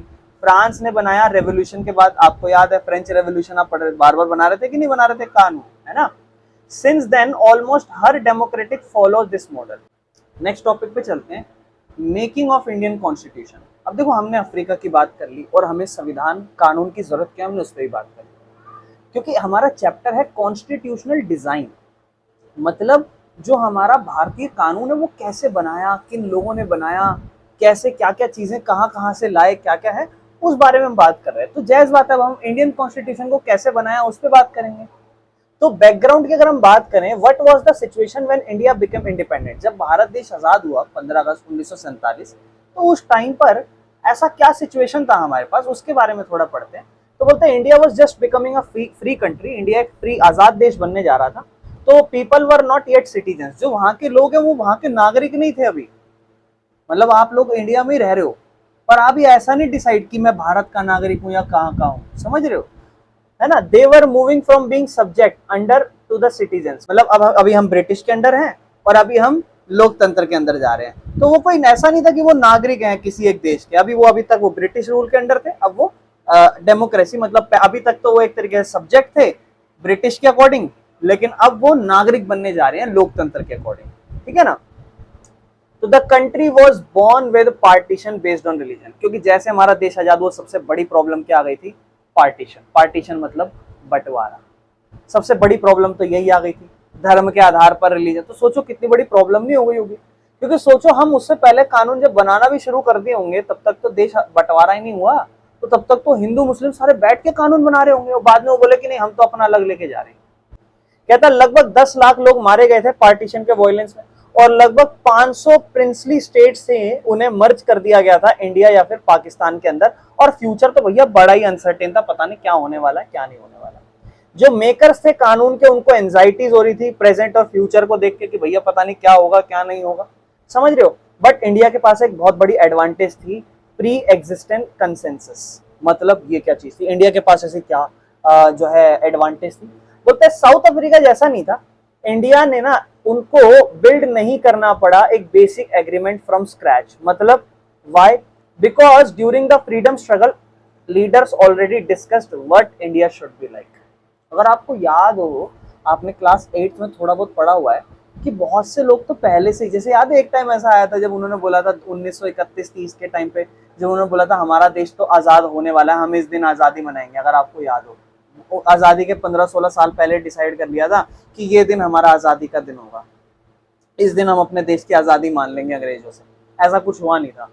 इंडियन लीडर्स जो थे ना, जो कांग्रेस के लीडर थे, अलग अलग पॉलिटिकल लीडर्स थे ना, ये ऑलरेडी ये अपने मन में पहले बैठा चुके थे कि जब हम कल को अंग्रेज हमारे देश से जाएंगे ना तो हमारा इंडिया कैसा होगा। या ऑलरेडी आप देखो ना, फ्रांस में फ्रेंच रेवोल्यूशन हो चुका है, सोशलिज्म इन रशिया, रशिया में भी रशियन रेवोल्यूशन हो चुका है। बहुत सारी जगह आपने पढ़ा नहीं अभी सोशलिज्म पर, जब पढ़ोगे तब तक हो चुका है। ये सारी चीजें हो चुकी है, तो जो इंडियन लीडर्स है ना वो उनसे सीख रहे हैं और फिर वैसी चीजें वो अपने देश में अडॉप्ट करना चाहते हैं कि हाँ हम भी अपने देश में कुछ ऐसा बदलाव करना चाहते हैं। तो क्या हुआ 1928 में, याद है मोतीलाल, देखो यही वही कहानी आ गई ना। 1928 में उन्होंने क्या कहा था, मैंने अपना संविधान बना लिया, अब अपना देश आजाद कर देंगे। तो देखो ऑलरेडी 1928 तक बना चुके थे हम तो संविधान अपना कि हाँ जी हमारा देश ऐसे ऐसे होगा। 1931 में कराची सेशन में इंडियन नेशनल कांग्रेस का, उसमें लीडर्स प्रॉमिस्ड कर चुके थे कि क्या क्या होगा, यूनिवर्सल एडल्ट फ्रेंचाइज होगा, मतलब 18 साल सार्वभौमिक वयस्क मताधिकार, 18 साल से उम्र के ऊपर के लोग, जो मैटर नहीं करता लड़का है लड़की है, पढ़ा लिखा अनपढ़ है, क्या है क्या नहीं है, सबको वोट देने का अधिकार मिलेगा, सबको इक्वालिटी एंड फ्रीडम मिलेगी और माइनॉरिटीज को प्रोटेक्शन दी जाएगी। ऑलरेडी प्रॉमिस्ड हो चुके थे सब चीजें। तो बहुत सारी की वैल्यूज तो संविधान लिखने से पहले ही बन चुकी थी ना। लेकिन अफ्रीका में ऐसा थोड़ा ना हो रहा था, हमारे इंडिया में हमारे पास एक एडवांटेज थी, हालांकि कुछ नुकसान थे, प्रोटेस्ट हो रहे थे, वायलेंस हो रहा था, पर एक एडवांटेज शुरू से चलती आ रही थी। ब्रिटिश के एक्सपीरियंस ने भी मदद करी। अब ब्रिटिश यहाँ आया आपने बहुत बार पढ़ा होगा वाइसराय कौन था, आपने पढ़ा होगा 1857 में बहुत बड़ा रिवॉल्ट हुआ था, फिर उसके बाद सरकार को ब्रिटिश क्राउन ने अब देश संभाल लिया था, ईस्ट इंडिया कंपनी अब चली गई थी, तो फिर नए नए वाइसरॉय आए थे, 3 स्टेट्स बना दी थी, हर किसी में अलग अलग गवर्नर जनरल, एक जनरल गवर्नर बन गए थे, एक गवर्नर जनरल बन गया था, और नए नए कानून, बार बार कानून में बदलाव आते जा रहे थे। तो बेटा उससे भी हमें इंडियन को एक्सपीरियंस तो मिला ना, वो भी तो समझ ही रहे थे कि ये अंग्रेज कर क्या रहे हैं। इंडियंस के पास एक्सपीरियंस था, जब भी इलेक्शंस हुए थे ब्रिटिश रूल में 1937 के अंदर इलेक्शंस, 1937 में जब इलेक्शंस हुए थे ना इंडिया के अंदर, वो ब्रिटिश के इलेक्शंस थे, तो उसमें बहुत सारे इंडियन रिप्रेजेंटेटिव भी थे, तो वहां से थोड़ा बहुत एक्सपीरियंस मिल चुका था इंडियंस को। इवन दो ब्रिटिश ने उन्हें लिमिटेड पावर दी थी, भले उन्होंने, अंग्रेजों ने भारतीयों को ज्यादा पावर नहीं दी थी, लेकिन वो सीख गए थे कि एक लेजिस्लेटिव इंस्टीट्यूशन, एक कानून वाली संस्थाएं कैसे चलाएं, सरकार कैसे चलाएं। तो जब भी इंडिया इंडिपेंडेंट होगा, उनके पास ऑलरेडी नॉलेज थी और प्रैक्टिस तो ऑलरेडी कर ही चुके थे थोड़ी बहुत डेमोक्रेसी की, यानी कि एक एक्सपीरियंस उनके पास थोड़ा सा अंग्रेजों से बन गया था, समझ रहे हो। इंस्पायर्ड बाय अदर कंट्रीज, बाकी देशों से भी इंस्पायर्ड हुए थे। कंट्री कौन कौन? ब्रिटेन से तो बेटा डेमोक्रेसी, पार्लियामेंट्री डेमोक्रेसी हम खुद ब्रिटेन में चल रहा है अपने खुद के देश में, वो सीख रहे थे। यूएसए से क्या सीख रहे थे? Bill of rights, fundamental right, मौलिक अधिकार, राइट टू फ्रीडम, ये सारे अधिकार। फ्रांस से हम लिबर्टी, इक्वालिटी, फ्रेटर्निटी, अगर आपको याद हो फ्रेंच रेवोल्यूशन में ही तो था ये सारी चीजें। और रशिया से सोशल वैल्यूज, है ना, कि सोशल, देश का भला कैसे करें, सोसाइटी का भला कैसे करें, ठीक है ना। बट इंडिया ने ऐसा नहीं कि आंख बंद करके इनको ही कॉपियों में छाप दिया हो कि हाँ जी इनके कानून है यही छाप देते, नहीं, उन्होंने अपनी इंडियन कंडीशन के अकॉर्डिंग इसको मॉडिफाई करना चाहा, या लगा कि इसके अंदर तो बदलाव हो सकते हैं, तो अपने Indian according, Indian condition, Bharat में क्या सीन है उसके अकॉर्डिंग अब इसको अडॉप्ट करो। तो अब आते हैं हम हमारे टॉपिक पे, दैट इज कॉन्स्टिट्यूएंट असेंबली। बड़े ध्यान से समझना मेरे भाइयों, किसने संविधान लिखा? The constitution was written by a body called constituent assembly. जिसने हमारा भारतीय संविधान लिखा, जिस असेंबली ने, जिन एक सभा ने, जैसे मान लो मैं आज आया, मैंने कहा बेटा आप भारत का कानून लिखो, आपको मैं एक संस्था दे देता हूँ, नाम बना देता हूँ, आपका नाम है कॉन्स्टिट्यूएंट असेंबली। इलेक्शंस इस असेंबली के 14 जुलाई 1946 में हुए थे। इस असेंबली की सबसे पहली मीटिंग दिसंबर 1946 में हुई थी, लेकिन जब पार्टीशन हुआ, सोचो ये आजादी से पहले की बात हो रही है, क्यों? क्योंकि हमें पता था ना मिलने वाली है, अंग्रेज कमजोर हो चुके थे उस टाइम पे। लेकिन जब पार्टीशन हुआ तो असेंबली तो स्प्लिट हो गई पाकिस्तान और इंडियन असेंबलीज में। क्यों? क्योंकि 1946 में किसको पता था बंटवारा होने वाला है? उन्होंने तब ये थोड़ा सोचा होगा कि हाँ जी वो जो भी सारे हिंदू मुस्लिम मिलके बना रहे हैं उसमें तो मुस्लिम आधे चले जाएंगे, मुस्लिम थे उसके बाद भी बचे थे, ऐसी बात नहीं, ध्यान रखना। तो भैया चेंज क्या हुआ कॉन्स्टिट्यूएंट असेंबली में? देखो एक तो मेंबरशिप रिड्यूस्ड हो गई, क्यों? क्योंकि ज्यादा लोग थे, अब सारे आधे तो कहाँ चले गए? पाकिस्तान के लिए चले गए।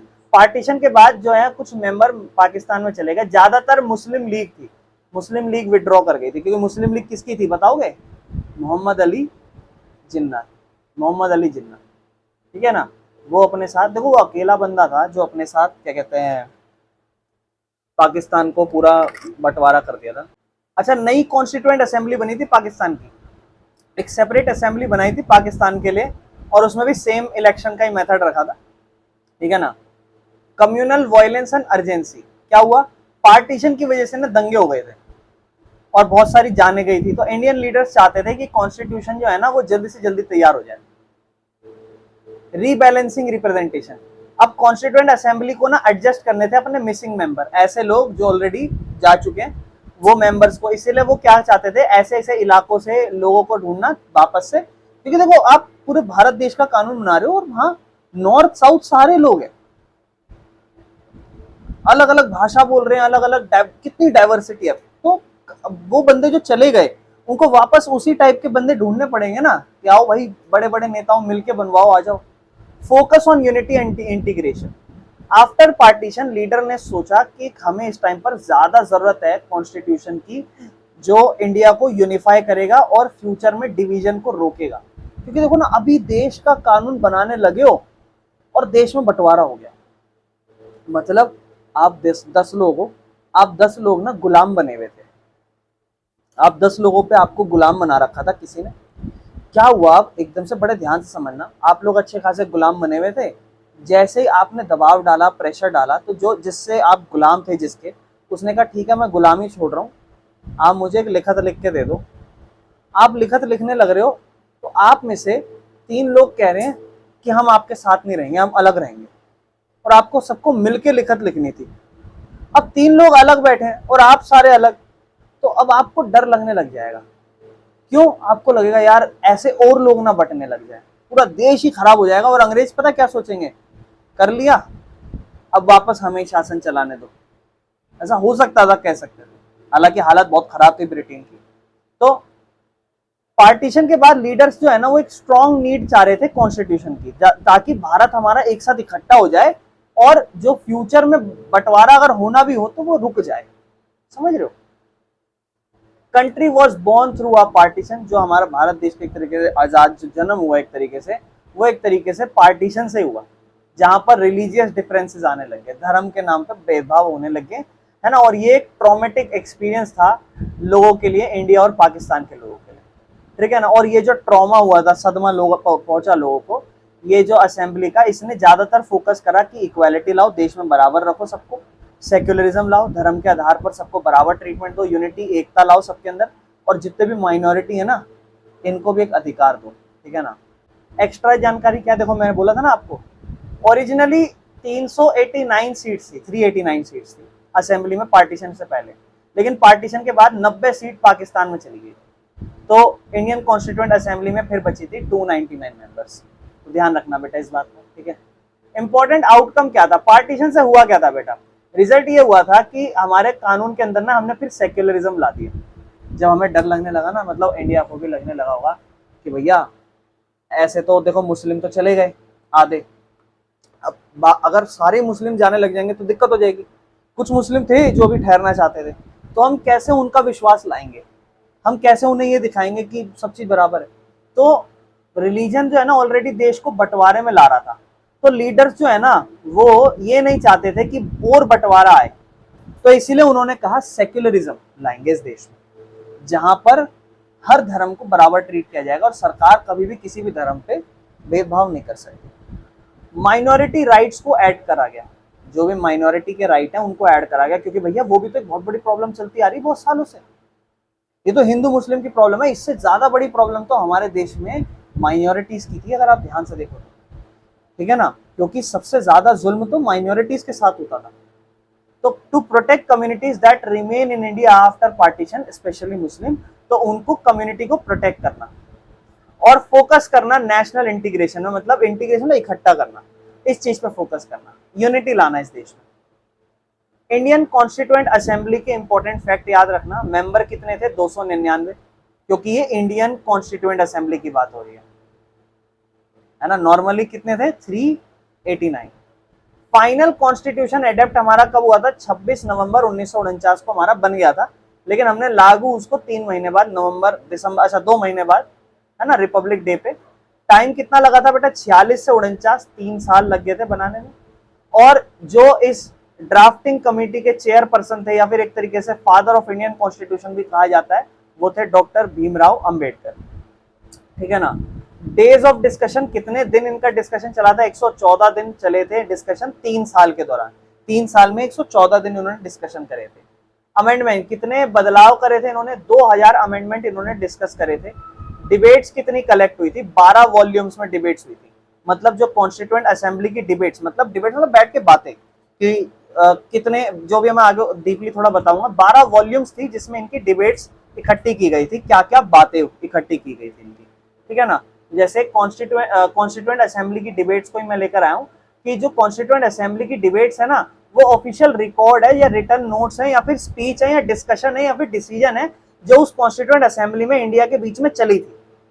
मतलब उनके, आप जैसे मान लो मेंबर्स है ना, आपस में बैठ के उन्होंने क्या बातें करी, जैसे मान लो मैं बैठा हूँ, मैं एक मंत्री हूँ, मैंने कहा कि हमारे देश में ये वो ऐसे मैंने एक भाषण दिया, कुछ अच्छा सा बच्चों को सबको अच्छा लगा, तो ये एक डिबेट बन गई, मतलब काइंड ऑफ स्पीच रह गए, डिस्कशंस रह गए, बातें। तो ऐसे इंपॉर्टेंट कितने 12 वॉल्यूम्स बने थे, ठीक है ना।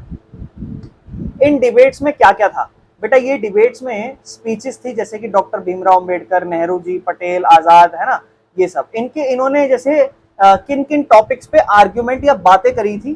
तो जैसे फंडामेंटल राइट, मौलिक अधिकार हमारे, इक्वालिटी पे, रिजर्वेशन पे, ठीक है ना, आरक्षण, लैंग्वेज, भाषा के ऊपर बहुत बड़ी बात हुई थी कि देश की क्या हमें ऑफिशियल लैंग्वेज बनानी चाहिए या नेशनल लैंग्वेज बनानी चाहिए। बेटा इंडिया की नेशनल लैंग्वेज क्या है? इंडिया की कोई नेशनल लैंग्वेज नहीं है, इंडिया की ऑफिशियल लैंग्वेज क्या है? हिंदी, ठीक है ना। बाकी माइनॉरिटी के राइट्स पे बात की गई, क्या क्या हम ऑलरेडी आर्टिकल्स या अनुच्छेद बना रहे हैं उसमें कुछ बदलाव की जरूरत है, या फाइनल डिसीजन वोटिंग के बाद क्या क्या चीजें हमें रखनी है। अच्छा, ये जो डिबेट्स थी ये इंपॉर्टेंट क्यों है? कहता है इससे ना आप इन कानून के पीछे की इंटेंशन समझ सकते हो कि कोई कानून क्यों बनाया।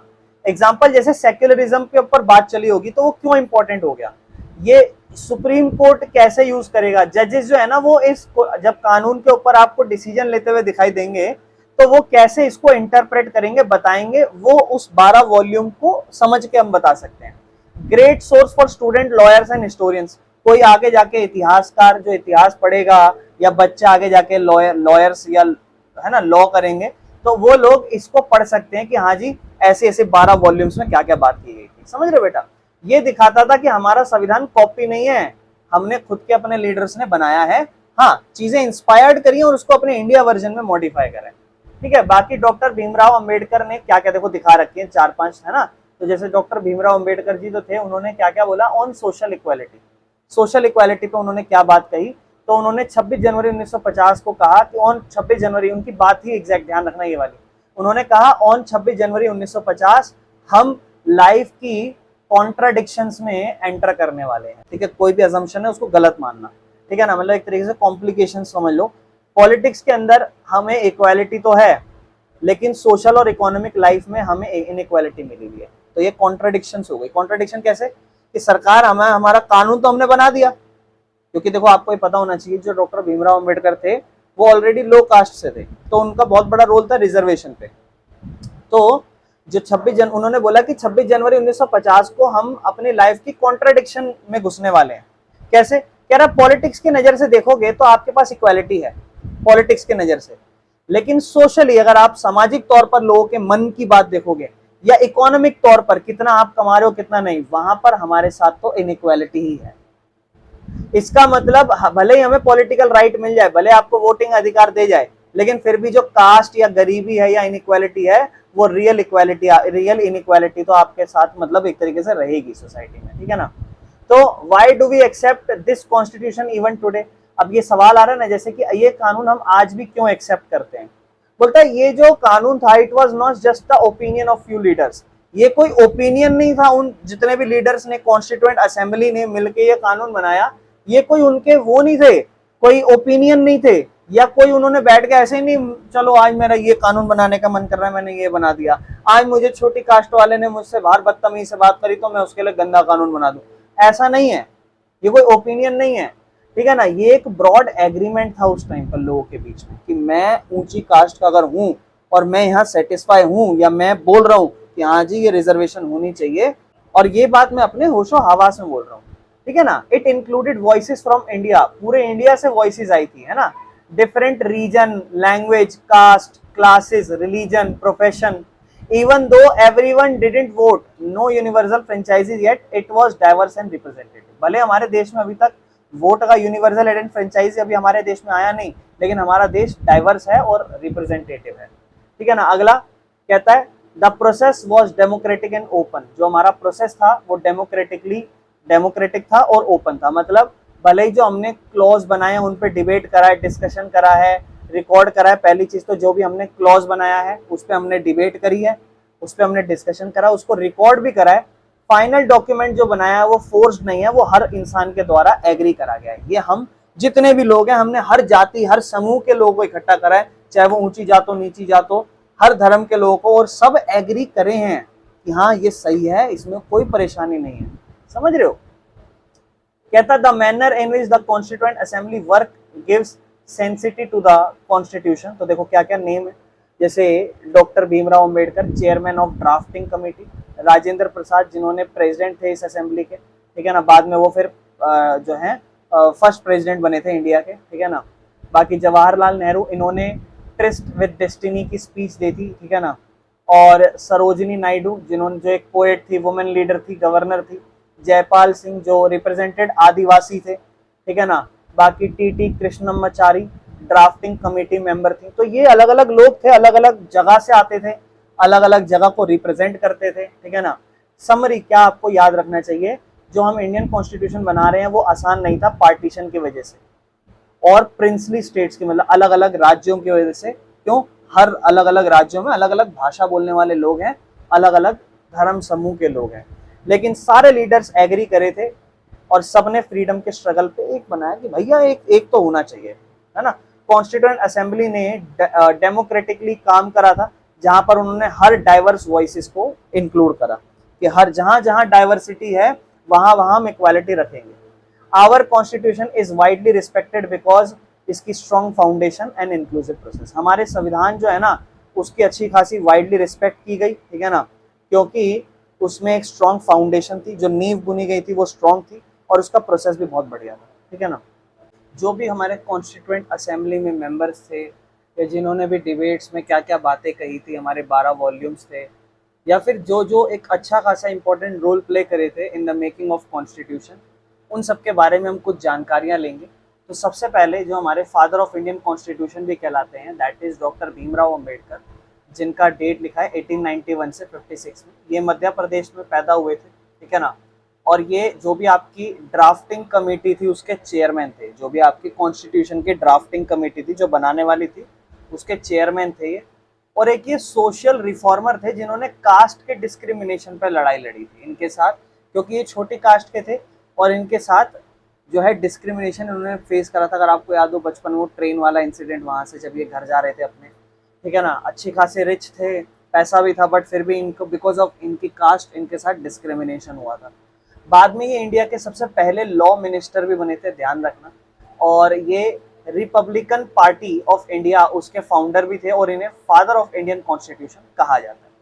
सेकंड हमारे डॉक्टर राजेंद्र प्रसाद, जो बिहार में पैदा हुए थे, ठीक है ना, और ये प्रेसिडेंट थे कॉन्स्टिट्यूएंट असेंबली के। जो हमारी कॉन्स्टिट्यूएंट असेंबली थे, जैसे ध्यान रखना जी, ये जो थे हमारे ड्राफ्टिंग कमेटी के चेयरमैन थे, ठीक है ना, और ये कॉन्स्टिट्यूएंट असेंबली के प्रेसिडेंट थे, और इन्होंने चंपारण और सत्याग्रह आंदोलन में भी भागीदारी रखी थी गांधी जी के साथ, और सीनियर कांग्रेस के लीडर थे ये, और इंडिया के सबसे पहले प्रेसिडेंट बने थे, ये बात ध्यान रखना। बाकी नेक्स्ट टीटी कृष्णमाचारी, जो 1899 से 74 तक थे, ठीक है ना। इनका 1884 से 1963 तक था। अच्छा, ये तमिलनाडु में पैदा हुए थे, ये तमिलनाडु में पैदा हुए थे और मेंबर थे ये ड्राफ्टिंग कमेटी के। वो ड्राफ्टिंग कमेटी के चेयरमैन थे, लेकिन ये मेंबर थे। और इन्होंने फाइनेंस मिनिस्टर से सर्व किया था जब ये हमारा देश आजाद हुआ था, तो ये फाइनेंस मिनिस्टर बने थे। आज के हमारे फाइनेंस मिनिस्टर कौन है? निर्मला सीतारमन। और आज के जो हमारे प्रेसिडेंट ऑफ इंडिया है वो कौन है? अरे भाई, द्रौपदी मुर्मू। ध्यान रखना जी। बाद में इन्होंने फाइनेंस मिनिस्टर थे, और ये एक एंटरप्रेन्योर थे और कांग्रेस के लीडर थे। एंटरप्रेन्योर जिनके पास बेसिक बिजनेस के आइडिया होते हैं। इसके बाद मौलाना अबुल कलाम आजाद, 1888 से 1958 तक, ये सऊदी अरब में पैदा हुए थे। उन्होंने स्कूल करा था अरेबिक में, ऑथर में, और फ्रीडम फाइटर थे। स्ट्रांगली इन्होंने अपोज करा था मुस्लिम का सेपरेशन। इन्होंने कहा था कि जो भारत देश से पाकिस्तान अलग हो रहा है, ये इनके खिलाफ थे, ठीक है। और इंडिया के फर्स्ट एजुकेशन मिनिस्टर बने थे, और टॉप लीडर थे ये आईएनसी के, इंडियन नेशनल कांग्रेस के। इसके बाद सरोजनी नायडू, ये आंध्र प्रदेश में पैदा हुई थी, और ये फेमस पोएट थी जिन्हें कहा जाता था नाइटिंगेल ऑफ इंडिया। ऐसा उसमें तो लिखा था बुलबुल आवाज, ऐसा कुछ करके लिखा है हिंदी में। लीडिंग वुमेन थी ये इंडियन फ्रीडम स्ट्रगल में। तो जो वुमेन थी, सबसे बड़ी लीडिंग वुमेन जो थी इंडिया के फ्रीडम स्ट्रगल में, वो सरोजनी नायडू थी। बाकी ये गवर्नर बनी थी उत्तर प्रदेश की। इसके बाद हमारे जयपाल सिंह, 1903 से 1970 तक, ये झारखंड में पैदा हुए थे, और ये फर्स्ट नेशनल हॉकी टीम के हमारे इंडिया के कप्तान रहे थे। और इन्होंने आदिवासी ट्राइबल्स की बात इन्होंने रिप्रेजेंट की थी, जो झारखंड पार्टी में इन्होंने बनाई थी, झारखंड पार्टी। बाकी दुर्गाबाई देशमुख, अच्छा इससे पहले हम पढ़ लेते हैं। श्याम प्रसाद मुखर्जी, 1901 से 1953 में वेस्ट बंगाल में पैदा हुए थे। बाकी जो इंटरिम गवर्नमेंट बनी थी ना, टेम्पररी गवर्नमेंट, उसमें मिनिस्टर थे। बाकी इन्होंने भारतीय जन संघ, ठीक है ना, जो एक तरीके से आगे जाके बीजेपी में कन्वर्ट हुआ, उसके फाउंडर थे। और एक्टिव मेंबर हैं ये, क्या कहते हैं, मतलब एक्टिव मेंबर थे ये हिंदू महासभा के। 1901 से 1953 तक। उसके बाद दुर्गाबाई देशमुख जो 1901 से 1981 तक थी, और ये दुर्गाबाई लेडीज है ना, हाँ। बाकी ये आंध्र प्रदेश में पैदा हुई थी और वुमेन्स का इनका राइट एक्टिविस्ट एंड लॉयर थी, वुमेन्स राइट एक्टिविस्ट थी और लॉयर थी, मतलब महिलाओं के अधिकार के बारे में ही बात करती थी, ठीक है। बाकी ये आंध्र महिला सभा इन्होंने फाउंड करी थी, और ये सेंट्रल सोशल वेलफेयर बोर्ड बाद में इन्होंने चेयर करा था, मतलब चेयरपर्सन होंगी सेंट्रल सोशल वेलफेयर बोर्ड। इसके बाद मेरे भाइयों एच.सी. मुखर्जी 1887 से 1956 बंगाल में पैदा हुए थे, जो हमारी कॉन्स्टिट्यूएंट असेंबली थी उसके वाइस चेयरमैन थे, ठीक है ना। और क्रिश्चियन लीडर थे, ये ध्यान रखना, और एजुकेशनलिस्ट थे, ठीक है। बाकी ये गवर्नर जनरल बन गए थे, गवर्नर बन गए थे बंगाल के, ठीक है ना। जैसे हर राज्यों का एक गवर्नर होता है, तो वैसे ही है वेस्ट बंगाल के। बलदेव सिंह 1901 से 1961 हरियाणा में पैदा हुए थे, सिख रिप्रेजेंटेटिव थे अकाली पार्टी के, ध्यान रखना। बाकी इन्होंने सबसे पहले डिफेंस मिनिस्टर का रोल प्ले किया था। उसके बाद के.एम. मुंशी 1887 से 1971 जगह में पैदा हुए थे, हिस्टोरियन, लॉयर और गांधीयन थे, मतलब गांधी जी के ये एक तरीके से पसंद करते होंगे उन्हें, और है ना। इन्होंने स्वतंत्रता पार्टी बनाई थी, और उन्होंने जो हमारा कल्चर है, जो हमारी आइडेंटिटी है, जो हमारे लैंग्वेज राइट्स हैं, उनको इन्होंने प्रिजर्व बचा के रखने के लिए, या फिर उसको रखा जाए, उसको प्रमोट किया जाए, उस पर इन्होंने प्रमोशन किया था। उसके बाद लास्ट सोमनाथ लाहिरी है, सोमनाथ लाहिरी 1901 से 1994 में पश्चिम बंगाल में पैदा हुए थे। लीडर थे कम्युनिस्ट पार्टी ऑफ इंडिया के, एडिटर और राइटर थे। बाद में ये मेंबर बने थे वेस्ट बंगाल की लेजिस्लेटिव असेंबली के। लेजिस्लेटिव असेंबली मतलब जो स्टेट गवर्नमेंट होती है ना, उसमें एमएलए है ना, मेंबर ऑफ लेजिस्लेटिव, एमएलए थे, बंगाल के बन गए थे, ठीक है ना। बाकी बेटा ये सब इनके नाम थे जो जिनका अच्छा खासा रोल रहा था हमारे भारत देश के संविधान को लेकर और भारत देश की फ्रीडम के स्ट्रगल में। बाकी बेटा नेक्स्ट द लास्ट टॉपिक जो है हमारा, that is guiding values of the Indian constitution. ये गाइडिंग वैल्यूज क्या होती है? जो हमारा इंडियन कॉन्स्टिट्यूशन है उसके लिए गाइडिंग वैल्यूज एक प्रिंसिपल या आइडिया है जिसके बेसिस पे हमारा कॉन्स्टिट्यूशन बना है। जैसे हमारे देश में मान लो जो भी हम प्रथा या जो भी हम चीज को फॉलो करना चाहेंगे, हम उस बेसिस पे हमारे देश को बना रहे हैं। तो हमारे देश के को एक होता ना इंसान है, जैसे हम लोग बेसिक प्रिंसिपल क्या कि कोई किसी को हानि ना पहुंचाए, मारे ना, सबको बराबर ट्रीट किया जाए। तो ये बेसिक प्रिंसिपल या आइडिया है, और इस आधार पर आपका संविधान बने, इसे हम गाइडिंग वैल्यूज कहते हैं। कि हमारा जो इंडियन कॉन्स्टिट्यूशन बना है वो कुछ गाइडिंग वैल्यूज पे है, यानी कि कुछ प्रिंसिपल्स पे आधारित है, ठीक है ना। ये वैल्यू जैसे इंडिया क्या चाहता है उस पे कानून बनाना, या फिर जो हमारी गवर्नमेंट या सोसाइटी है वो किस तरीके की होनी चाहिए जिस पे हम विश्वास रखते हैं, उसके बारे में बात करना। तो कहता है इस वैल्यूज को समझने के दो तरीके हैं। पहला तरीका थ्रू द आइडियाज ऑफ की लीडर्स। अब ये जो आपके लीडर्स थे उनके नजरों से समझो कि उनकी नजरों से ये गाइड्स क्या कहते हैं, गाइड वैल्यूज क्या है, गाइडिंग वैल्यूज क्या है, कि उन्होंने क्या कहा। जैसे मतलब हर किसी ने कानून बनाया, तो कानून जब बनाया होगा तो जायज बात है उन्होंने मॉरल प्रिंसिपल खुद से सोचे होंगे कि नहीं सोचे होंगे, सोचे होंगे कि यार इस तरीके से ऐसे ऐसे कानून होना चाहिए, सब बराबर से होगा। तो कह रहा है इसको दो तरीके हैं सोचने के, या तो आप इन लीडर्स की खुद की आवाज से सुन लो कि इन लीडरों ने खुद ने क्या कहा, इस तरीके से सोच लो। तो जैसे महात्मा गांधी का क्या विजन था, तो जो गांधी जी थे उन्होंने यंग इंडिया था 1931 में क्या कहा था, ठीक है ना, I shall work for an India in which poorest shall feel it is their country. मैं ऐसे देश के लिए काम करना चाहता हूं जहां पर जो गरीब है ना वो फील करें कि वो हमारा देश है, जहां पर कोई हाई क्लास और कोई लो क्लास ना हो, औरतों को बराबर से ट्रीट किया जाए, कोई ड्रिंक्स या अल्कोहल का यूज या ड्रग्स का यूज ना हो। तो क्या बेसिक प्रिंसिपल एक इंसान के, तो उनके नजर से ऐसा कानून क्या बना होगा। गांधी जी क्या चाहते थे, इक्वल सोसाइटी, जहां हर इंसान को बराबर ट्रीट किया जाए, कोई कास्ट के आधार पर डिस्क्रिमिनेशन ना हो, कोई छुआछूत ना हो, रिस्पेक्ट हो हर इंसान के साथ, चाहे वो गरीब आदमी, औरत या गरीब से सिर्फ औरत क्यों ना हो। लेकिन बाकी लीडरों की क्या क्या गाइडिंग प्रिंसिपल्स या वैल्यूज थी। जैसे डॉक्टर भीमराव अंबेडकर जी की जो क्या वार्निंग थी, तो उन्होंने अपनी लास्ट स्पीच जो असेंबली में दी थी 1950 26 जनवरी को, इन्होंने मतलब 26 जनवरी को नहीं कह रहे, जो उनकी आखिरी स्पीच थी, जो कॉन्स्टिट्यूएंट असेंबली थी ना, जब उन्होंने पूरे कानून बनाया था, तो उसके बाद उन्होंने ये लास्ट दी, क्या कहते हैं, लास्ट क्या कहा था, स्पीच दी थी। क्या थे ये, ये चेयरमैन थे किसके? ड्राफ्टिंग कमेटी के, ध्यान रखना।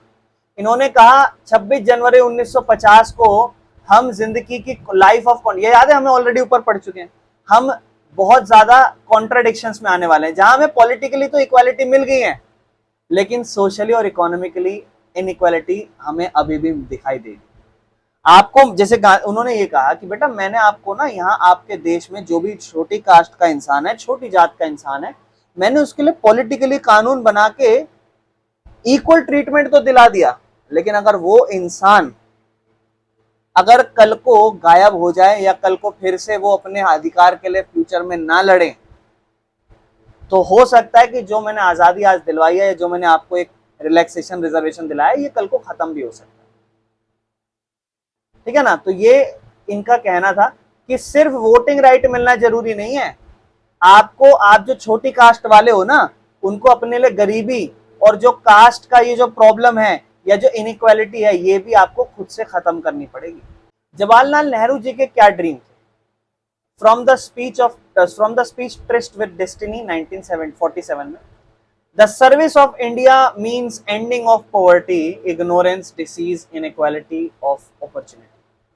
नेहरू चाहते थे सबके लिए विकास हो, एक ऐसी कंट्री जो अपनी सोशल और इकोनॉमिक प्रॉब्लम से दूर हो जाए। मतलब वो चाहते थे कि बेटा आपसे गरीबी दूर करेंगे, एक दूसरे को जो इग्नोरेंस हो रही है वो दूर करेंगे, बीमारियां दूर करेंगे, इनइक्वालिटी दूर करेंगे, जो भी अब तक चीजें आ रही थी आगे बढ़ेंगे, विकास करेंगे, सबके लिए विकास करेंगे। बेटा ये तो लीडर्स के अपने अपने वैल्यूज या प्रिंसिपल हैं संविधान के लिए, कि हमारा संविधान कैसा होना चाहिए, क्या क्या चीजों का ध्यान रख के हमारा संविधान बनना चाहिए। हर इंसान की अपनी अपनी सोच सबने बता दी, लेकिन अब हम पढ़ते हैं हमारा संविधान की principal value, preamble of the constitution. आपकी बहुत सारी किताबों में स्टार्टिंग, क्या आप देखो आपकी किताब होती है ना, तो स्टार्टिंग में प्रीएम्बल लिखा होता है, मेजरली किताबों में लिखा होता है। देखो आप देखो अगर कहीं इसमें भी हो तो, नहीं तो आपकी बुक में तो दे ही रखा होगा, इस चैप्टर के अंदर दे रखा है, इस चैप्टर में। प्रीएम्बल पता है क्या कहलाता है? जो आपकी कॉन्स्टिट्यूशन है ना, उस कॉन्स्टिट्यूशन की सोल कहलाता है, आत्मा, प्रीएम्बल। और इसके अंदर सारी गाइडिंग वैल्यूज है, एक पैराग्राफ, एक ही पैराग्राफ में सारी गाइडिंग वैल्यूज लिखी है प्रीएम्बल के अंदर। प्रीएम्बल जो था भारतीय संविधान का, कब ये बना? तो 26 नवंबर 1949 को इसको एडॉप्ट किया था, बना था, एक तरीके से तैयार हो गया था इस दिन जो कॉन्स्टिट्यूएंट असेंबली थी उसने एंटायर कॉन्स्टिट्यूशन को एक्सेप्ट कर लिया था, एडॉप्ट कर लिया था, जिसमें प्रीएम्बल को भी एडॉप्ट किया था। ये जो पूरा लिखा हुआ है इसको पहले पढ़ लेते हैं। देखो, the constitution of India preamble, we comma the people of India. इसमें एक एक वर्ड का मतलब है बेटा, अगर आप पढ़ने जाओ तो। वी का मतलब है the people of India having solemnly resolved to constitute India into a sovereign, socialist, secular, democratic republic, and to secure its all citizens justice, liberty, equality, fraternity.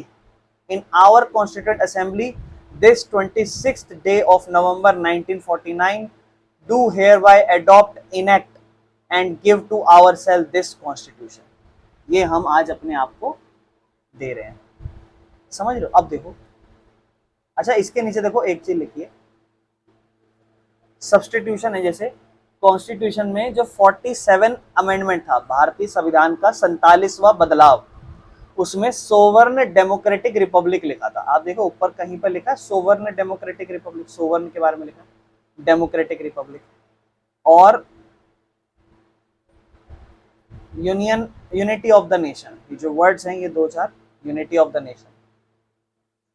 तो बेटा ये बाद में जोड़े हैं आपके प्रीएम्बल में, ये 2 वर्ड्स आपको जोड़े हैं, ध्यान रखना, ठीक है।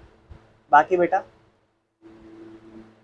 फुल प्रीएम्बल की समरी पढ़ते हैं, जो जो इंपॉर्टेंट वर्ड्स थे हमारे लिए। जैसे we the people of India, इसका मतलब कि जो कॉन्स्टिट्यूशन है वो इंडियंस के द्वारा बनाया गया और इंडिया के द्वारा बनाया गया, इंडिया के लोगों के लिए। इसका मतलब ये था। हमारा देश सोवर्ण है, मतलब आजाद है और अपने डिसीजन खुद से ले सकता है।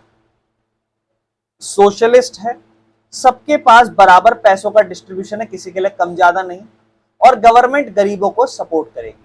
सेक्युलर है, किसी भी एक रिलीजन को ऑफिशियल नहीं करा गया, सब धर्म बराबर है। डेमोक्रेटिक है, गवर्नमेंट लोगों के द्वारा चुनी जाती है इलेक्शन में। हमारा देश रिपब्लिक है, हेड ऑफ द स्टेट मतलब प्रेसिडेंट, वो इलेक्टेड किया जाता है, ना कि राजा की तरह बन जाता है कोई भी राजा का बेटा राजा। यहाँ पे प्रेसिडेंट जो हेड है पूरे देश का, उसको या प्राइम मिनिस्टर जो है वो चुना जाता है वोट देकर। जस्टिस, कोई अनफेयर ट्रीटमेंट नहीं होती सोसाइटी में, इकोनॉमी में या पॉलिटिक्स में। लिबर्टी, फ्रीडम ऑफ थॉट है सबके पास, आजादी है बोलने का, सोचने का, एक्सप्रेशन का, बिलीफ का या धर्म को मनाने का। Equality, everyone is equal before law, कानून की नजर में हर इंसान एक समान है। फ्रेटर्निटी, भाईचारा है हर इंडियंस के आसपास। तो ये आपको आपका प्रीएम्बल बताता है क्या गाइडिंग वैल्यूज है। गाइडिंग वैल्यूज मतलब हमारा कानून कैसा होना चाहिए। लीडर्स की भाषाओं के अकॉर्डिंग बताया, और उसके बाद दूसरा तरीका भाषाओं को सोचने का प्रीएम्बल के थ्रू। कोई दिक्कत तो नहीं है बेटा। एक्स्ट्रा ध्यान रखना एक और चीज, यहाँ देखो, यहाँ लिखा है ना, अगर आप देखोगे, देखो बेटा यहाँ देखो, प्रीएम्बल को ध्यान से देखो। 42वां अमेंडमेंट है, 42nd सेक्युलर, ये वर्ड्स बेटा आगे जाके जोड़े, सेक्युलर वर्ड्स और सोशलिस्ट तो आगे जाके हमने अपने प्रीएम्बल में जोड़े।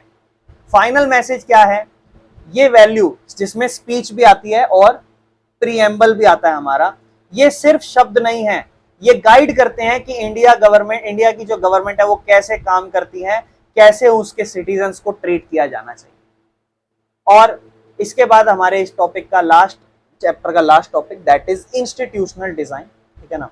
तो मुझे उम्मीद है अभी तक आप ये समझ गए होंगे गाइडिंग वैल्यूज। गाइडिंग वैल्यूज को बस यहां से समझ लो, ये कि हमारे जो गाइडिंग वैल्यूज हैं वो दो टाइप की। गाइडिंग वैल्यूज बेटा प्रिंसिपल्स होते हैं किसी भी कानून के।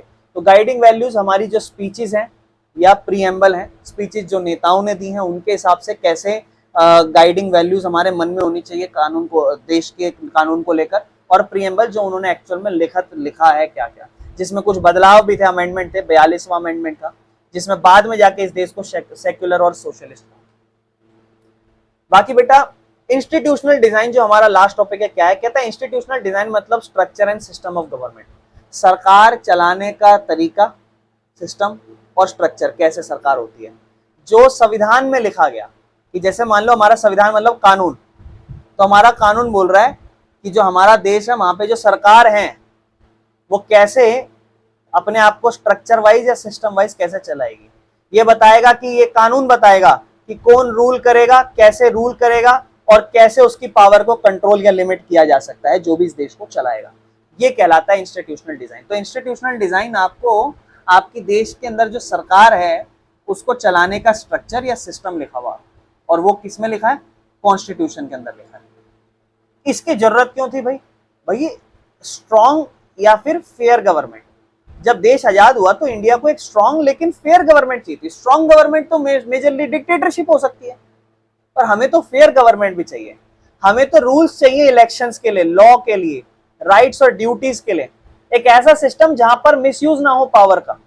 इसीलिए जो हमारे लीडर थे वो बैठे और उन्होंने प्रॉपर इंस्टीट्यूशन को भी डिजाइन करा। तो क्या क्या था उसके अंदर, जो की इंस्टीट्यूशन डिजाइन करे बेटा, उसमें उन्होंने बनाई ऐसी सबसे पहली इंस्टीट्यूशन लेजिस्लेटिव, जिसे पार्लियामेंट कहा जाता है, जिसका काम होता है कानून बनाना। फिर उन्होंने एग्जीक्यूटिव बनाया, जिसके अंदर गवर्नमेंट और मिनिस्टर्स रखे जो उन कानून को इम्प्लीमेंट करवाती है। फिर आई जुडिशरी जो इन कानून को प्रोटेक्ट करती है और जस्टिस देती है। फिर एक और बनाया बेटा इलेक्शन कमीशन। देखो मेजरली तो आप तीन इंस्टीट्यूशन पढ़ते हो, लेकिन इलेक्शन कमीशन भी इंडिपेंडेंट होती है, ध्यान रखना, जो फ्री और फेयर इलेक्शन कराती है। और बेटा controller and auditor general CAG, जो गवर्नमेंट की मनी स्पेंडिंग को चेक करती है कि सरकार कहाँ खर्च कर रही है, कहाँ। ये सब इंडिया के इंस्टीट्यूशनल डिजाइन का पार्ट है, कोई दिक्कत तो नहीं। इसके बाद ये कैसे डिजाइन करा, कहा इसके अंदर 3 स्टेप लगे थे। सबसे पहले कॉन्स्टिट्यूएंट असेंबली 1946 में 299 मेंबर थे, 3 साल तक काम करा। डिबेट्स हुई थी, डिस्कशन हुआ था, अंबेडकर जी, नेहरू, पटेल जैसे डिबेट करे थे, है ना। और उन्होंने आइडिया लिया था USA से, UK से, आयरलैंड से, USSR, ठीक है ना, रशिया और बाकी सारे 11-13 देश मिलके बने थे। Wanted to be the best unique needs. आप अपने यहाँ पे इन्होंने बहसबाजी करी, बातें करी और देखा क्या चाहिए, और फाइनल अप्रूवल इन्होंने बनाया 26 नवंबर 1949 और 1950 में इन्होंने अडॉप्ट कर लिया। तो ये सिर्फ एक ऑर्डिनरी लॉ मेकिंग बॉडी नहीं थी, ये कॉन्स्टिट्यूएंट असेंबली थी जिन्होंने ये हमारे भारत देश का कानून और हमारे देश को इंडिपेंडेंट बनाया है। एग्जाम्पल क्या है बेटा इंस्टीट्यूशनल डिजाइन की, तो बेटा गवर्नमेंट अगर मान लो कोई गलत कर रही है तो जुडिशरी क्या कर सकती है, उसे रोक सकती है। अगर मान लो प्रधानमंत्री गलत पावर यूज कर रहे हैं तो पार्लियामेंट उनसे क्वेश्चन कर सकता है है ना, पार्लियामेंट में होते नहीं सेशन आर होते हैं जहाँ बातें करते हैं कि आपने ये कानून लाया, ये तो गलत कानून था, ये वो ऐसे वैसे। तो PM is a part of executive, है ना। और इलेक्शंस अनफेयर अगर हो तो इलेक्शन अनफेयर हो तो इलेक्शन कमीशन एक्शन ले सकती है, समझ रहे हो। बाकी ये जितने भी प्रोटेक्शनिस्ट हैं ये सब इंस्टीट्यूशन डिजाइन के अंदर आते हैं, ठीक है ना। मेरे भाइयों, हमारा चैप्टर कंप्लीट हो चुका है, मुझे उम्मीद है आपको ये चैप्टर समझ में आया होगा, ठीक है।